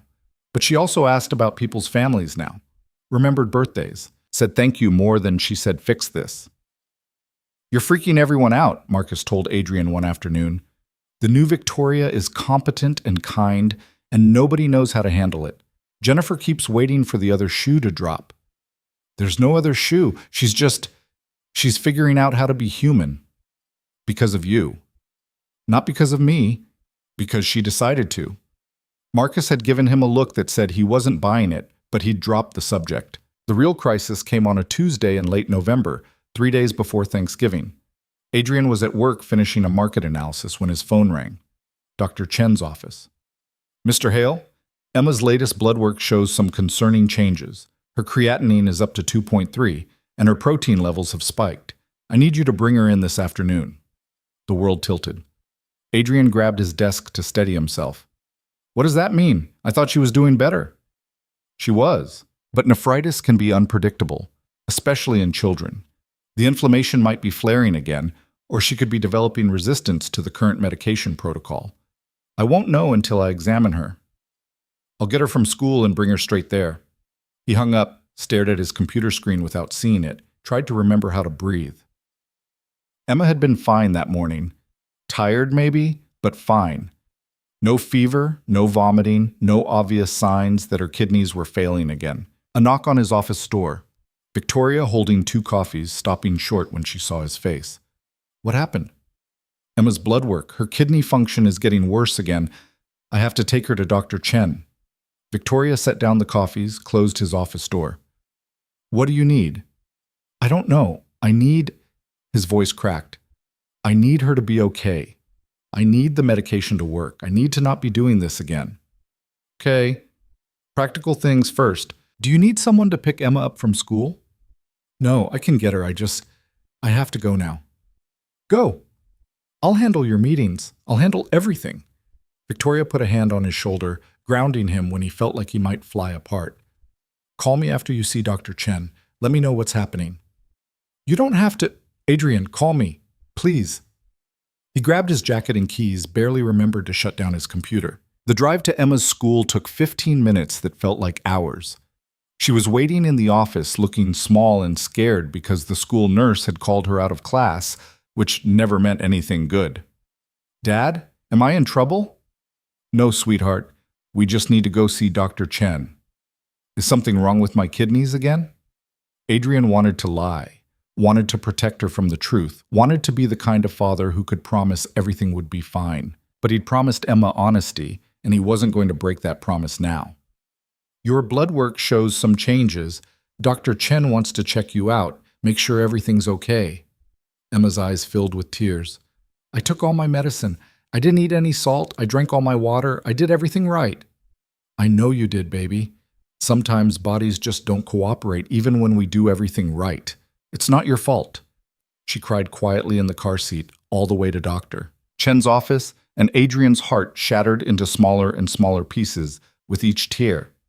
Dr. Chen was waiting for them, her expression serious but not panicked, which Adrian took as a marginally good sign. She examined Emma thoroughly, blood pressure elevated, some swelling around her ankles that hadn't been there last week, reflexes slightly diminished. I want to admit her, Dr. Chen said, just for observation. Run a full panel, adjust her medications, make sure we're not looking at acute kidney injury. Acute kidney injury, Adrian repeated. The words felt like a diagnosis and a threat. You mean kidney failure? I mean, we need to be aggressive about managing this before it becomes kidney failure. Emma's young, her kidneys are still developing. We catch this now. We can prevent permanent damage. And if we don't catch it, let's focus on catching it. They admitted Emma to the same pediatric ward she'd been in 2 months ago, the same floor with the painted clouds and cartoon animals that were supposed to make sick children feel better. Emma cried when they inserted the IV, not because it hurt, but because she was scared and tired and so done with being sick. I hate this, she sobbed against Adrian's chest. I hate hospitals. And I hate medicine, and I hate my stupid broken kidneys. I know, I hate it too. Why is this happening again? I was getting better. Sometimes getting better isn't a straight line. Sometimes it zigzags, and we have to figure out a new path. I don't want a new path. I want to be normal. Adrian held her while she cried, while nurses bustled around adjusting monitors and checking vitals, while Dr. Chen ordered a new cocktail of medications and scheduled an ultrasound for the morning. He held her until she exhausted herself into sleep, her small body finally surrendering to the weight of fear and medication. His phone buzzed, a text from Victoria. How is she? He stepped into the hallway to respond. Admitted for observation, they're worried about acute kidney injury, adjusting her medications. 3 dots appeared, disappeared, appeared again. Then, I'm coming. You don't have to. I'm already in my car. I'll be there in 20 minutes. Adrian wanted to argue, wanted to tell her she didn't need to drop everything for them, wanted to maintain some professional distance between his personal crisis and his boss. But he also wanted her there with a desperation that scared him. Okay, he typed. Room 437. Same room as last time. Victoria arrived carrying coffee and a stuffed animal, a small gray elephant with enormous ears. She stopped in the doorway when she saw Emma sleeping, her expression crumbling. She looks so small, Victoria whispered. Yeah. Adrian took the coffee gratefully. They're running more tests in the morning. Dr. Chen thinks the current medication protocol isn't working. We might need to try something more aggressive. What does more aggressive mean? Possibly cyclophosphamide. It's a chemotherapy drug they use for severe autoimmune conditions. He said the words carefully, like if he didn't emphasize them, they wouldn't be real. It has more side effects, hair loss, increased infection risk, potential fertility issues down the line. Victoria sank into the chair beside Emma's bed, still holding the elephant. She's 6. I know. She shouldn't have to make decisions about fertility at 6 years old. Dr. Chen says we're not there yet. This is just if the new steroid protocol doesn't work. Plan B, not Plan A. And what's Plan C? Adrian's throat tightened. Dialysis, transplant. Things I'm not ready to think about. They sat in silence, watching Emma sleep, listening to monitors beep out the rhythm of her struggling body. After a while, Victoria stood and carefully placed the elephant on the bed beside Winston the penguin. "Two protectors are better than one," she said softly. Emma stirred, eyes fluttering open. She saw Victoria and smiled, small and tired, but genuine. "You came." "Of course I came. I brought you a friend. This is Eleanor. She's very good at being brave when things are scary." Emma picked up the elephant, examined her with the seriousness of a child evaluating a new companion. "She has kind eyes. Just like you." "Victoria, am I going to die?" The question landed like a bomb. Adrian started to intervene, to deflect, to reassure, to do whatever parents did when their children asked impossible questions. But Victoria held up a hand. "I don't think so," Victoria said, meeting Emma's eyes directly. "I think you're going through something really hard right now, and the doctors are going to figure out how to help your kidneys work better. But I can't promise you nothing bad will happen because life doesn't work that way." "Is that what happened to Lily? The doctors couldn't help her?" "Yes, her cancer was too aggressive and we ran out of treatments that worked. But her situation was different from yours. Your kidneys are struggling, but they're responding to medicine. That's a good sign." "Were you scared when she was sick?" "Terrified. Every single day." "But you stayed with her anyway." "Of course. That's what love means, staying even when you're terrified." Emma considered this, clutching Eleanor the elephant. "My dad does that too, stays even when he's scared." "Your dad is very brave. You both are." "I don't feel brave. I feel scared and mad and tired." "You can be all those things and still be brave. Brave doesn't mean you're not scared. It means you keep going even though you are." Emma nodded slowly, then yawned. "Will you stay for a while?" "As long as you want me here." They settled into a quiet routine, Adrian on one side of the bed, Victoria on the other, Emma in the middle, surrounded by stuffed animals and monitors, and two adults who loved her more than seemed possible. Victoria read to her from a book she'd brought, something about a girl who could talk to animals. And Emma drifted in and out of sleep while the story washed over her like a lullaby. Around 10 o'clock, a nurse came to check vitals and gently suggested that maybe the extra visitors should head home since Emma needed rest. Victoria started to stand, but Emma grabbed her hand. "Please stay. You make the scared smaller." Victoria looked at Adrian, questioning. He nodded. "I'll stay as long as the nurses let me," Victoria promised. The nurse, an older woman with gray hair and kind eyes, considered this, then sighed. "Hospital policy says immediate family only overnight, but I suppose I didn't see a third person in here when I came to check vitals." "Thank you," Adrian said. "Thank me by getting some sleep, both of you. Can't take care of a sick kid if you're falling apart." She bustled out, closing the door softly behind her. Victoria settled back into her chair, still holding Emma's hand. Adrian watched them together, his daughter and this woman who'd somehow become essential to both their lives, and felt something shift inside him. This wasn't just friendship anymore. This wasn't just slowly getting to know each other. This was family, or something very close to it. "Victoria," he said quietly, once Emma had fallen back asleep. "Thank you for being here, for knowing what to say to her, for—" He gestured helplessly. "For all of it. Where else would I be? Home, asleep, living your life instead of spending it in hospitals. This is my life now. You and Emma. Saturday dinners and kidney-friendly recipes and stuffed animals that guard against fear." She looked at him across Emma's sleeping form, her eyes bright with something that looked like tears. "I don't want to be anywhere else. Even when it's this hard?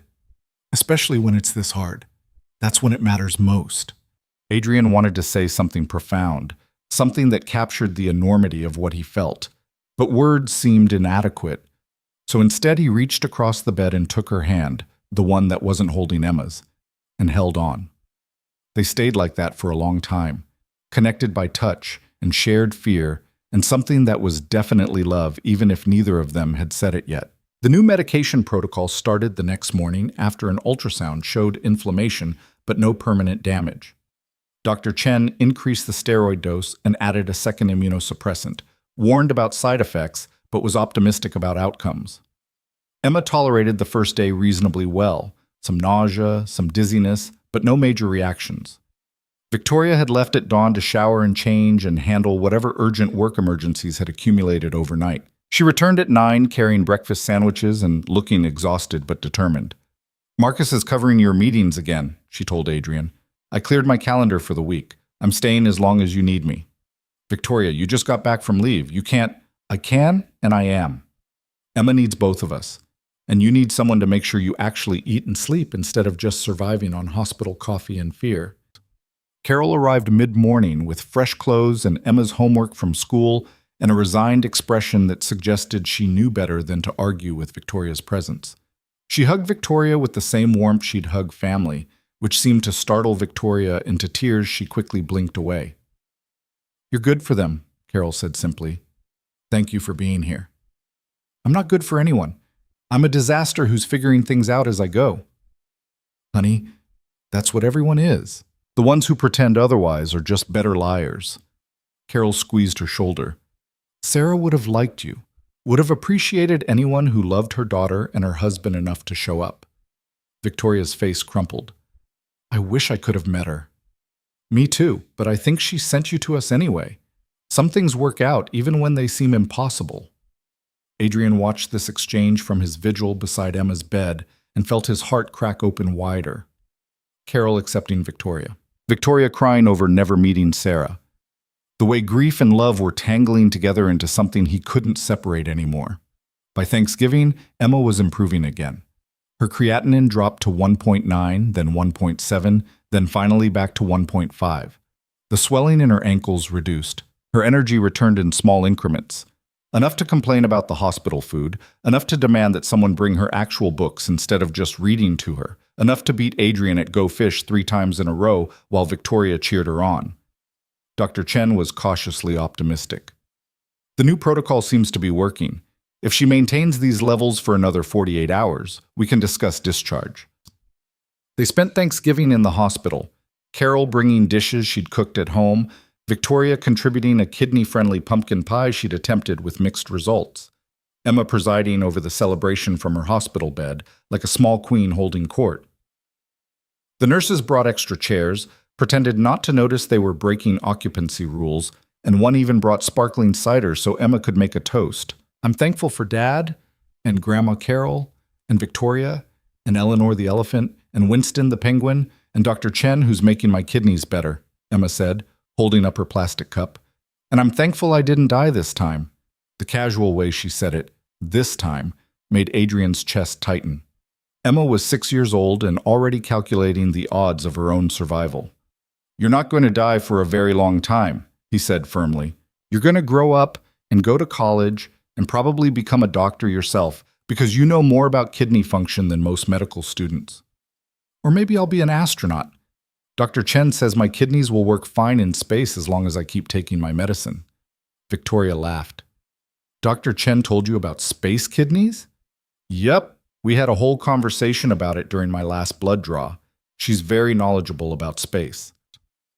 They ate terrible hospital turkey and Carol's excellent stuffing, and Victoria's lumpy but well-intentioned pie, and it was simultaneously the worst and best Thanksgiving Adrian had experienced. Worst because his daughter was hospitalized with kidney disease.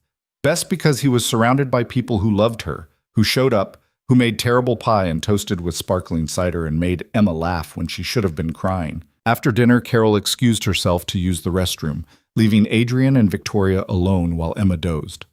They stood by the window watching the city lights, standing close but not touching, aware of the weight of everything unspoken between them.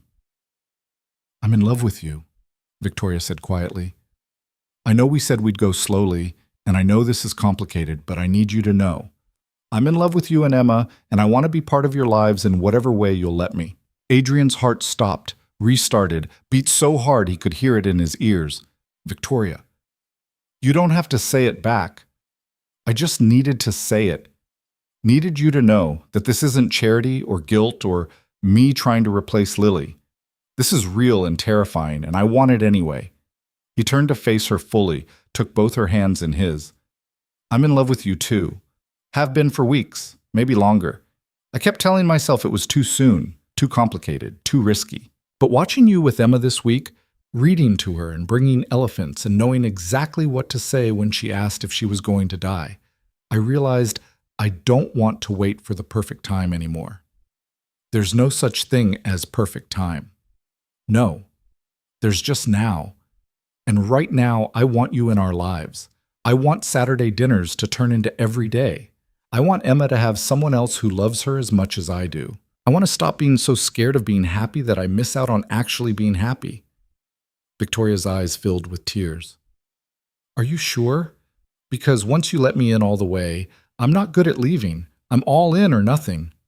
I'm sure. Emma's sure. She asked me weeks ago if I was going to marry you. And what did you tell her? I told her we were taking things slow, but I think... He paused, gathered his courage. I think eventually the answer might be yes, if you'd want that. I'd want that, eventually, when we're both ready. They stood together by the window, hands clasped, the city glittering below them, and Emma sleeping peacefully behind them, and the future suddenly full of possibilities that didn't terrify him quite as much as they had before.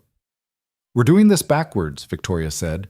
Usually people date and fall in love and then handle medical crises together. We're handling medical crises and falling in love and hoping we figure out the dating part eventually.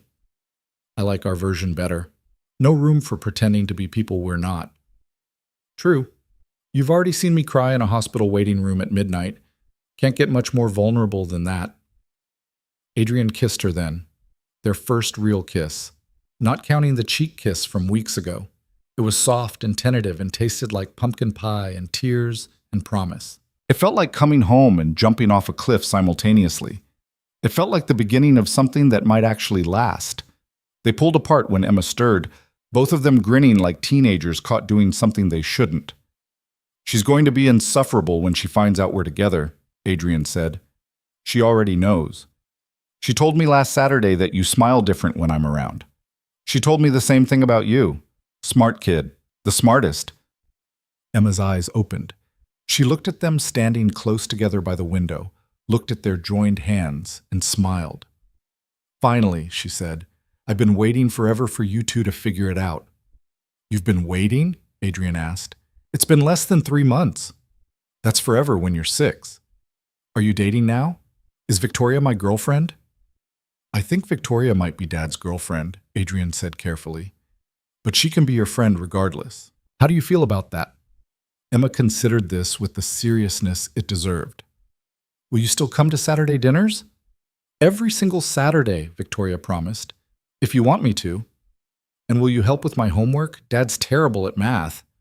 I'm standing right here, Adrian protested. It's true, Dad. You counted wrong 3 times yesterday. Emma looked back at Victoria. Will you? I will absolutely help with homework. I'm quite good at math. Okay then. You can be Dad's girlfriend, but you have to promise not to leave like Mom did. The request landed heavy. Victoria moved to Emma's bedside, sat carefully on the edge of the mattress. Emma, I can't promise I'll never die. Nobody can promise that. But I can promise that I'm choosing to be here. I'm choosing you and your dad every single day.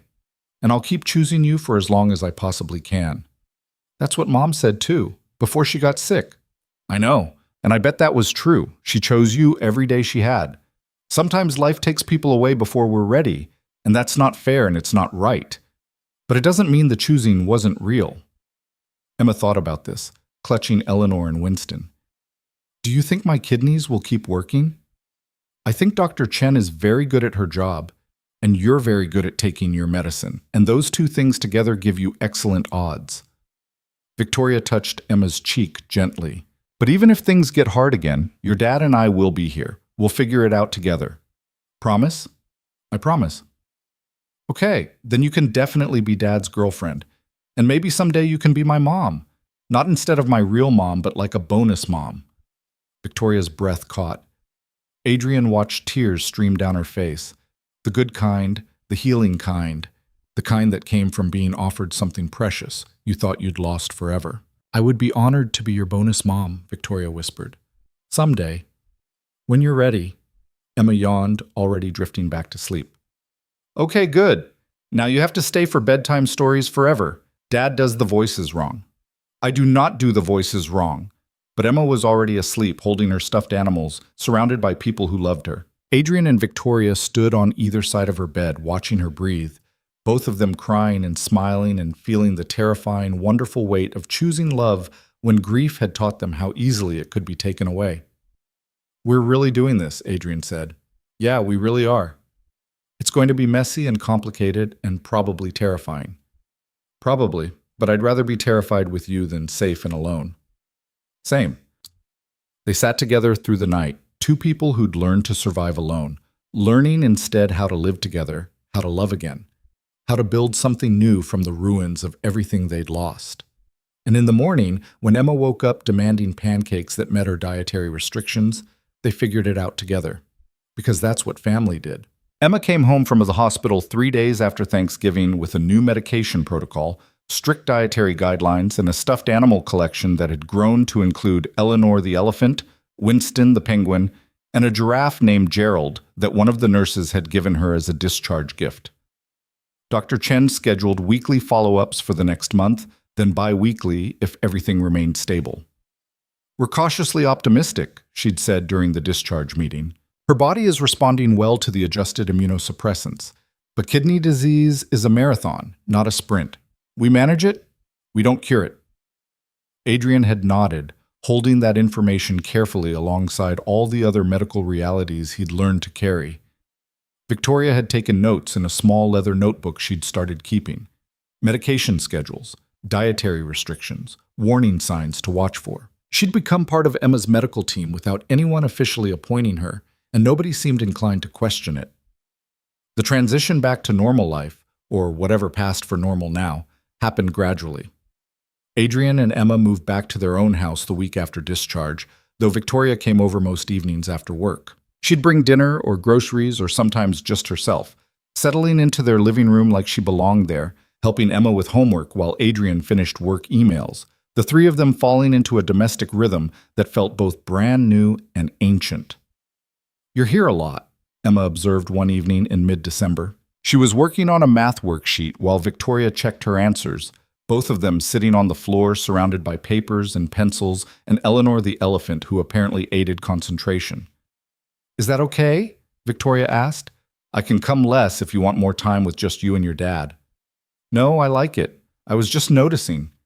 Emma chewed on her pencil, a habit Adrian kept trying to break, and considered Victoria with that unnerving 6-year-old directness. "Are you going to move in eventually?"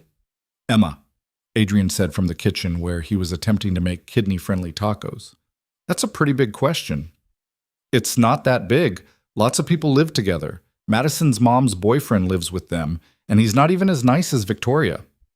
Victoria laughed, but Adrian caught the flash of vulnerability in her expression, the fear that she was overstepping, moving too fast, inserting herself into spaces she hadn't been invited. "How about we take things one day at a time?" Adrian suggested. "Victoria comes over when she wants to, and we all see how it feels. No rush on big decisions." "Okay. But for the record, I vote yes on her moving in. She makes better tacos than you." "I'm literally making tacos right now." "My point exactly." Victoria dissolved into giggles, and Emma joined her, and Adrian stood in his kitchen listening to the two people he loved most in the world laugh together and thought maybe this was what healing sounded like. Christmas approached with the chaotic energy of a 6-year-old who'd been promised she was healthy enough to celebrate properly this year.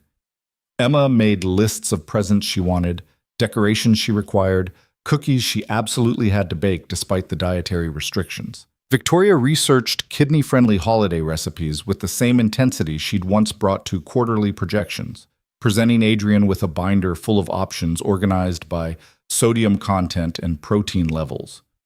"You made a binder," he said, flipping through pages of carefully annotated recipes. "I make binders for everything. It's how I process information. There's a tab for emergency substitutions. In case we run out of ingredients mid-recipe, planning prevents panic." "You're beautiful and completely insane." Victoria blushed, actually blushed, and Adrian realized he'd called her beautiful without thinking about it. They'd been together for almost a month now, though they were still careful around Emma, still sleeping in separate houses, still navigating the complicated space between dating and something more permanent. "You think I'm beautiful when I'm making recipe binders?" Victoria asked. I think you're beautiful always. But especially when you're being your particular brand of intense about things that matter. Kidney-friendly gingerbread matters. It really does. They kissed in the kitchen, soft and sweet, until Emma's voice drifted from the living room. Are you guys kissing again? Because if you are, that's fine, but I need help with this word problem. Victoria pulled away, grinning. We're coming. No kissing happening here. I can hear you lying, Emma called back. The week before Christmas, Carol invited them all to her house for dinner. Not Saturday dinner, which had become their standing tradition, but a special midweek meal she claimed required everyone's attendance. She was unusually mysterious about the menu, refusing to answer questions, telling Adrian only to bring Victoria and Emma and an open mind. They arrived to find Carol's dining room transformed. The table was set with her good china, the set she'd inherited from her mother and only used for major holidays. Candles flickered in silver holders. A roast chicken sat in the center of the table, surrounded by roasted vegetables and wild rice, and a salad that looked suspiciously fancy for a random Wednesday. Mom, what's going on? Adrian asked. Carol hated being called Mom. She'd insisted on Carol from the day he'd married Sarah, but the formality of the evening made it slip out. Sit down, all of you. I have something to discuss. They sat. Emma immediately reached for a roll, and Carol gently redirected her to the vegetables first. Victoria looked nervous, like she was attending a board meeting where she didn't know the agenda. Carol cleared her throat. I've been thinking a lot about family lately, about what it means, who gets to be part of it, how it changes and grows even after we lose people we love. Adrian's chest tightened. He had no idea where this was going. Sarah was my daughter, and I loved her more than my own life. When she died, a part of me died too. I know you understand that, Adrian, and I know you understand it too, Victoria, from losing Lily. Carol's voice wavered but held. But life keeps going, even when we think it shouldn't, and sometimes new people come into our lives who remind us that loving again isn't betraying who we lost. Carol, Victoria started, but Carol held up a hand. Let me finish. Victoria, you've become part of this family. You show up, you care about Emma like she's your own. You love my son-in-law in a way that honors Sarah's memory instead of erasing it. And I want to make it official. She pulled out a small wrapped box, slid it across the table to Victoria. This was Sarah's grandmother's ring. Sarah wore it sometimes, but mostly she kept it in her jewelry box because it was too precious for everyday wear. I was going to give it to Emma when she turned 18, but I think Sarah would want you to have it now. Victoria's hand shook as she unwrapped the box. Inside was a simple gold band with 3 small sapphires, delicate, beautiful, clearly an heirloom. I'm not suggesting Adrian propose right this second, Carol continued. I know you two are still figuring things out, but I want you to know that you have my blessing, my complete, enthusiastic blessing. And I want you to have something of Sarah's, because you're honoring her legacy by loving her daughter and her husband. Victoria was crying, Adrian was crying, and Emma was looking confused but pleased by all the adult emotion. What's happening? Emma asked. Is Victoria part of our family now officially? If she wants to be, Carol said. Victoria looked at Adrian, tears streaming down her face. I want to be. If you want me. If Emma wants me. I want to be part of this family so badly it terrifies me. We want you, Adrian said, his voice rough with emotion. Emma asked me last week if you were going to move in, and I gave her some line about taking things slowly. But the truth is, I don't want to go slowly anymore. I want you in our lives permanently. I want Emma to have a bonus mom who shows up and stays. I want to wake up next to you and make terrible kidney-friendly tacos together and fight about whose turn it is to check her blood work results. That's the most romantic thing anyone's ever said to me, Victoria said, laughing through tears. Really, because I feel like I could do better with some preparation. No, it's perfect. You're perfect. This whole messy, complicated, beautiful thing is perfect. Emma clapped her hands. Does this mean Victoria's moving in? Maybe not this instant, Victoria said, but soon, if your dad will have me. He will. He's been lonely for forever. And also he really needs help with the tacos. They ate dinner as a family, a real family, chosen and complicated and stitched together from grief and hope in equal measure. Carol told embarrassing stories about Sarah's childhood and Victoria told equally embarrassing stories about her own terrible teenage years, and Emma laughed so hard she nearly choked on her green beans. After dinner, while Emma was showing Carol a drawing she'd made at school, Victoria pulled Adrian aside into the quiet of Carol's kitchen. "Are we really doing this?" she asked. "Moving in together? Becoming a family? All of it? Do you want to?" "More than I've wanted anything in 15 years. But I'm terrified of screwing it up, of not being enough for Emma, of you realizing I'm actually a disaster who's just been pretending to have her life together." Adrian took her hands, held them tight. "You are a disaster. So am I. So is everyone. But you're the disaster I want to build a life with. You're the person who shows up at midnight when things fall apart. You're the person who makes recipe binders and researches clinical trials and reads bedtime stories in funny voices, even though you claim you don't do funny voices." "I don't do funny voices." "You absolutely do. Your elephant voice is particularly impressive." Victoria laughed, leaned her forehead against his. "I love you. I love Emma. I love this weird, broken, beautiful family we're building. We love you too. Even when you're intense about recipe organization, especially when I'm intense about recipe organization. Especially then." They kissed in Carol's kitchen, and it felt like a promise, like a future, like the beginning of something that might actually last. The holidays passed in a blur of carefully monitored celebrations. Emma's kidney function remained stable through Christmas and New Year's, though she complained bitterly about not being allowed to eat her weight in candy canes like her friend Madison. Victoria officially moved into Adrian's house in mid-January, bringing her belongings in careful stages, first clothes, then books, then finally the framed photo of Lily she'd kept on her desk for 15 years. "Where should I put this?" she asked Adrian, holding the frame carefully. Lily grinned out from the photo, red hair wild, freckles prominent, missing her 2 front teeth. "Wherever feels right. She's part of this family, too." Victoria placed it on the mantel next to the photo of Sarah, 2 women who'd never met, but who'd shaped the people who loved them. Emma studied both photos seriously, then nodded approval. "Now everyone's here," she announced. "The whole family." February brought Emma's 7th birthday and a clean bill of health from Dr. Chen.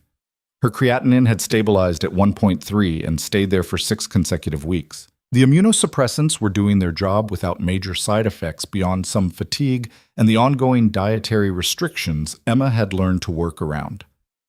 "I think we're looking at long-term management rather than acute crisis," Dr. Chen said during Emma's birthday week appointment. "She'll need monitoring for the rest of her life, but kids are resilient. With proper care, she could have completely normal kidney function into adulthood." "Could," Adrian noted, "not will. There are no guarantees with chronic conditions, but the odds are good, really good. You should celebrate that." They celebrated with a small party at the house. Emma's school friends, Carol, a few of Victoria's colleagues who'd become friends, and Marcus, who brought his daughter, and a kidney-friendly cake he'd attempted with mixed results. Emma wore a princess dress and a medical alert bracelet and blew out 7 candles while everyone sang off-key. "What did you wish for?" Victoria asked after the candles were out. "Can't tell you. It won't come true." "Fair enough." But later, when Adrian was tucking her into bed, Emma whispered her wish to him. "I wished for you and Victoria to get married, and for my kidneys to work forever, and for a puppy, but I know that one probably won't happen because of my immune system." Adrian's heart cracked open. 2 out of 3 isn't bad odds. "Which 2? You'll have to wait and see." March arrived with unexpected news. Victoria missed a period, then a second one, and finally took a pregnancy test in the bathroom of Adrian's house, their house now, at 6 in the morning on a random Tuesday. She stared at the positive result for a full 5 minutes before she could make herself move.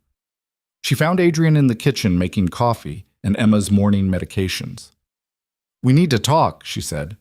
Adrian looked up, saw her face, and immediately set down the pill organizer. "What's wrong? Are you okay?" "I'm pregnant." The words hung in the air like something fragile and impossible. Adrian stared at her, processing, his expression cycling through shock and fear, and something that might have been joy. Are you sure?" 3 positive tests, sure. I have an appointment with my doctor this afternoon to confirm." "How do you feel about it?" Victoria sat down at the kitchen table, suddenly exhausted. "Terrified. I'm 42 years old. I lost Lily. I swore I'd never have another child because I couldn't survive losing one again. And now I'm pregnant, and I don't know if this is the best thing or the worst thing that could happen. Adrian sat beside her, took her hand. What do you want to do? I don't know. I want this baby. I want to be happy. But I'm so scared, Adrian. What if something goes wrong? What if I can't do this? What if everything goes right? Victoria looked at him, tears streaming down her face. Is that allowed? Am I allowed to hope for that? You're allowed to hope for anything. You're allowed to be terrified and excited simultaneously. You're allowed to grieve Lily and love this new baby at the same time. I don't know how to do this. Neither do I, but we'll figure it out together. That's what we do. Emma appeared in the doorway, still in her pajamas, holding Eleanor the elephant. Why is everyone crying before breakfast? Did something bad happen? Victoria and Adrian looked at each other, a silent conversation passing between them. Then Victoria held out her hand to Emma. Come here, sweetheart. We have some news. Emma climbed into Victoria's lap, concerned and curious. What kind of news? Remember how we talked about families being different shapes and sizes? How yours includes your dad and Grandma Carol and me now, and also your mom and Lily, even though they're not here anymore? Yeah. Well, our family is about to get a little bigger. I'm going to have a baby. You're going to have a little brother or sister. Emma's eyes went wide. Really? A real baby? A real baby. Coming sometime in the fall if everything goes well. Will they have my kidney problems? Trust Emma to immediately think of the medical implications. Victoria pulled her closer. We don't know yet. They might or they might not. Either way, we'll love them and take care of them, just like we do with you. And I'll be a big sister, like Madison is to her little brother? Exactly like that. Emma considered this seriously. Okay, but I get to help name the baby, and they have to sleep in a different room because I need my space. Adrian laughed, relief and joy flooding through him. Those seem like reasonable terms. And Victoria has to stay this time. She can't leave like Mom did. The baby needs a mom. Victoria's face crumpled. Oh, sweetheart, I'm not going anywhere. I promise you, I'm staying. I'm choosing you and your dad and this baby every single day. Even if it's hard? Especially if it's hard. Emma hugged her tight, then scrambled down and started making plans out loud about everything the baby would need and how she'd teach them important things like how to take medicine without complaining and which nurses gave the best stickers. Adrian watched his daughter plan for the future with the resilience of a child who'd survived too much too young, watched Victoria crying and laughing simultaneously, and felt something shift inside him. This was his family now. Complicated, imperfect, stitched together from loss and love, but real and solid and his. Victoria's pregnancy was monitored closely, given her age and history. Every appointment was careful, every ultrasound scrutinized, every test result analyzed. But the baby was healthy, growing normally, developing on schedule, showing no signs of the complications they'd feared. I can't believe this is happening, Victoria said during a routine ultrasound in her second trimester. The technician had stepped out to get the doctor, and they were alone with the image of their baby on the screen. I thought I was done with this. Thought I'd lost my chance when Lily died. Life doesn't always end where we think it does, Adrian said, holding her hand. Sometimes it just takes an unexpected turn. Are you happy? Really happy? I know this wasn't planned. I'm terrified and excited and completely unprepared, but yeah, I'm happy. Are you? Victoria looked at the screen, at the small life they'd created together, and felt something loosen in her chest, some grief she'd been carrying for 15 years finally making room for new joy. Yeah, she said, I'm happy. They told the office staff in April, once Victoria was safely into her second trimester. The news spread through Voss Technologies like wildfire. The CEO, who'd been famously single and ruthlessly focused on work, was pregnant and living with one of her analysts and apparently becoming a stepmother to his daughter. The gossip was intense, but mostly positive. Jennifer Aldridge cried and hugged Victoria in the middle of a board meeting. Marcus bought them a ridiculously expensive stroller and claimed it was from petty cash.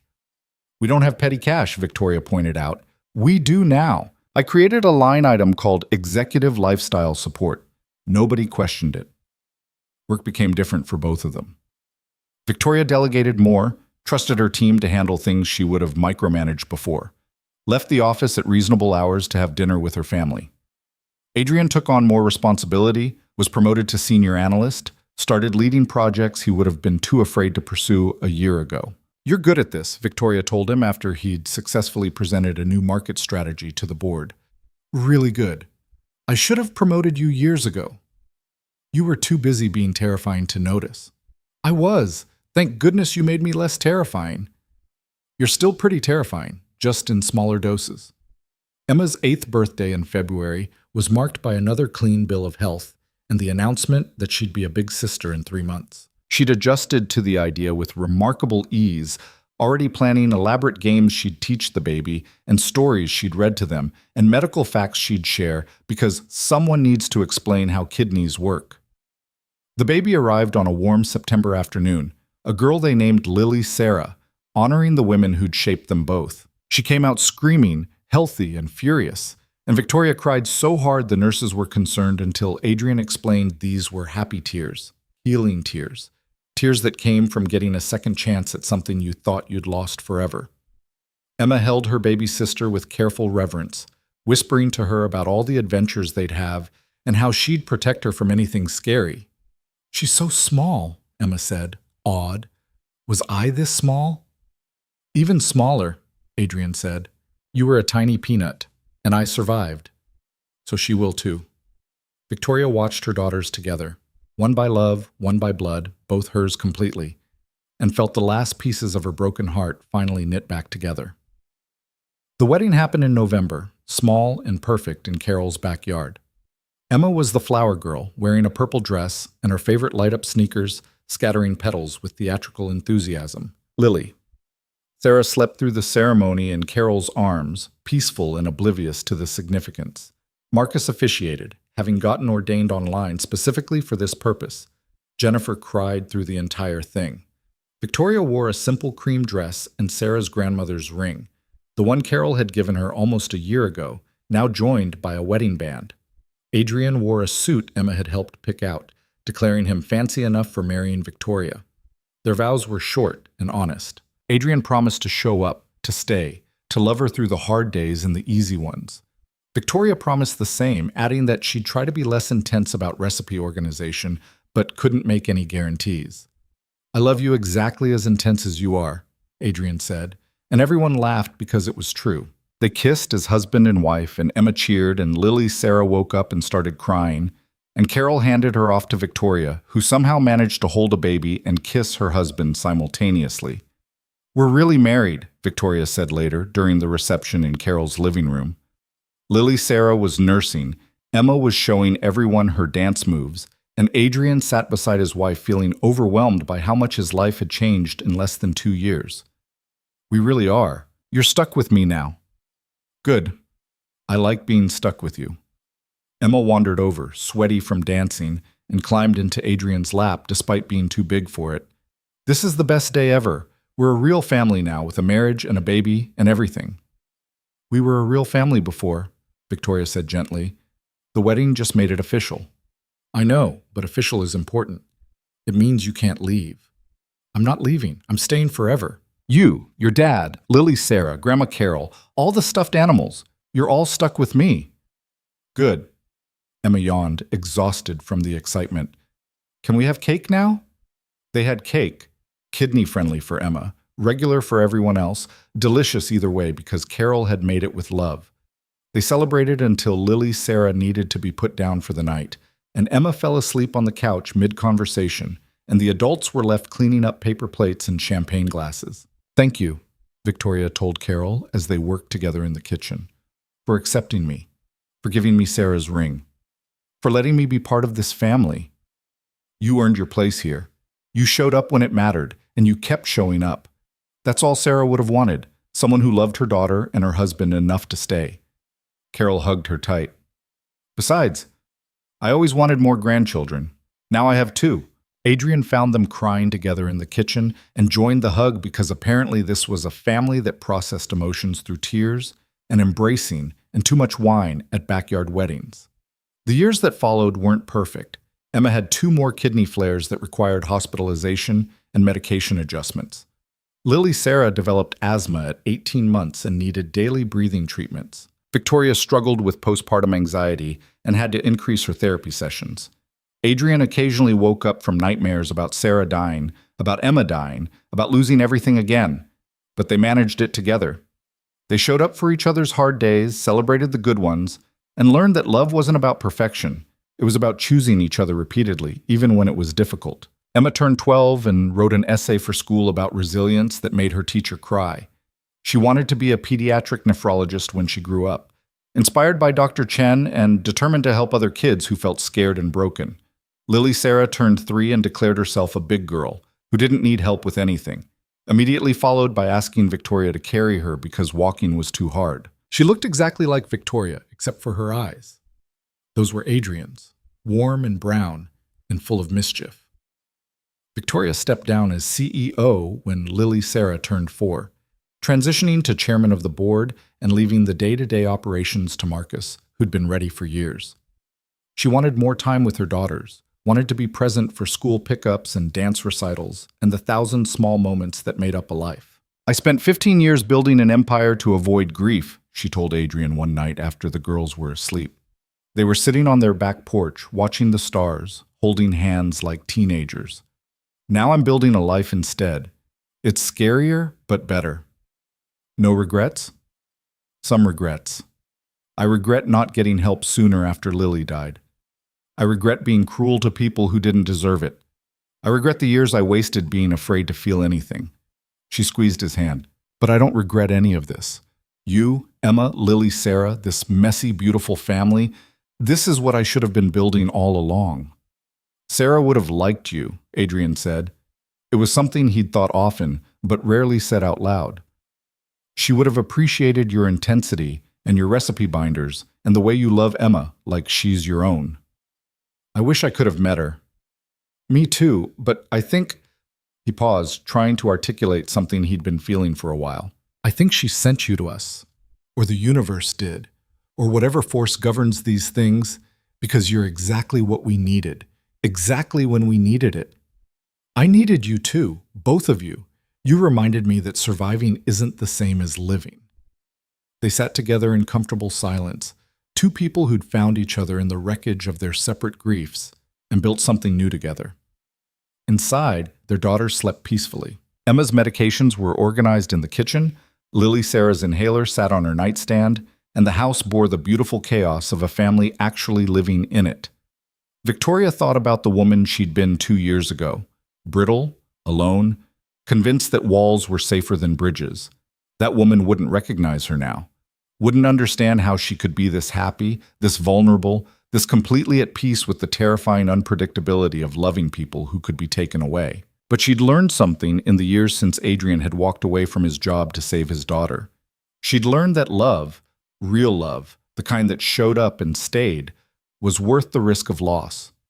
That opening your heart after it had been shattered was the bravest thing a person could do. That family wasn't about biology or perfection. It was about choosing each other, repeatedly, through all the hard and beautiful and impossible days. The stars wheeled overhead, indifferent to human struggles and triumphs. But here, on this porch, in this life, Victoria Voss had everything she'd thought she'd lost forever. She had love. She had family.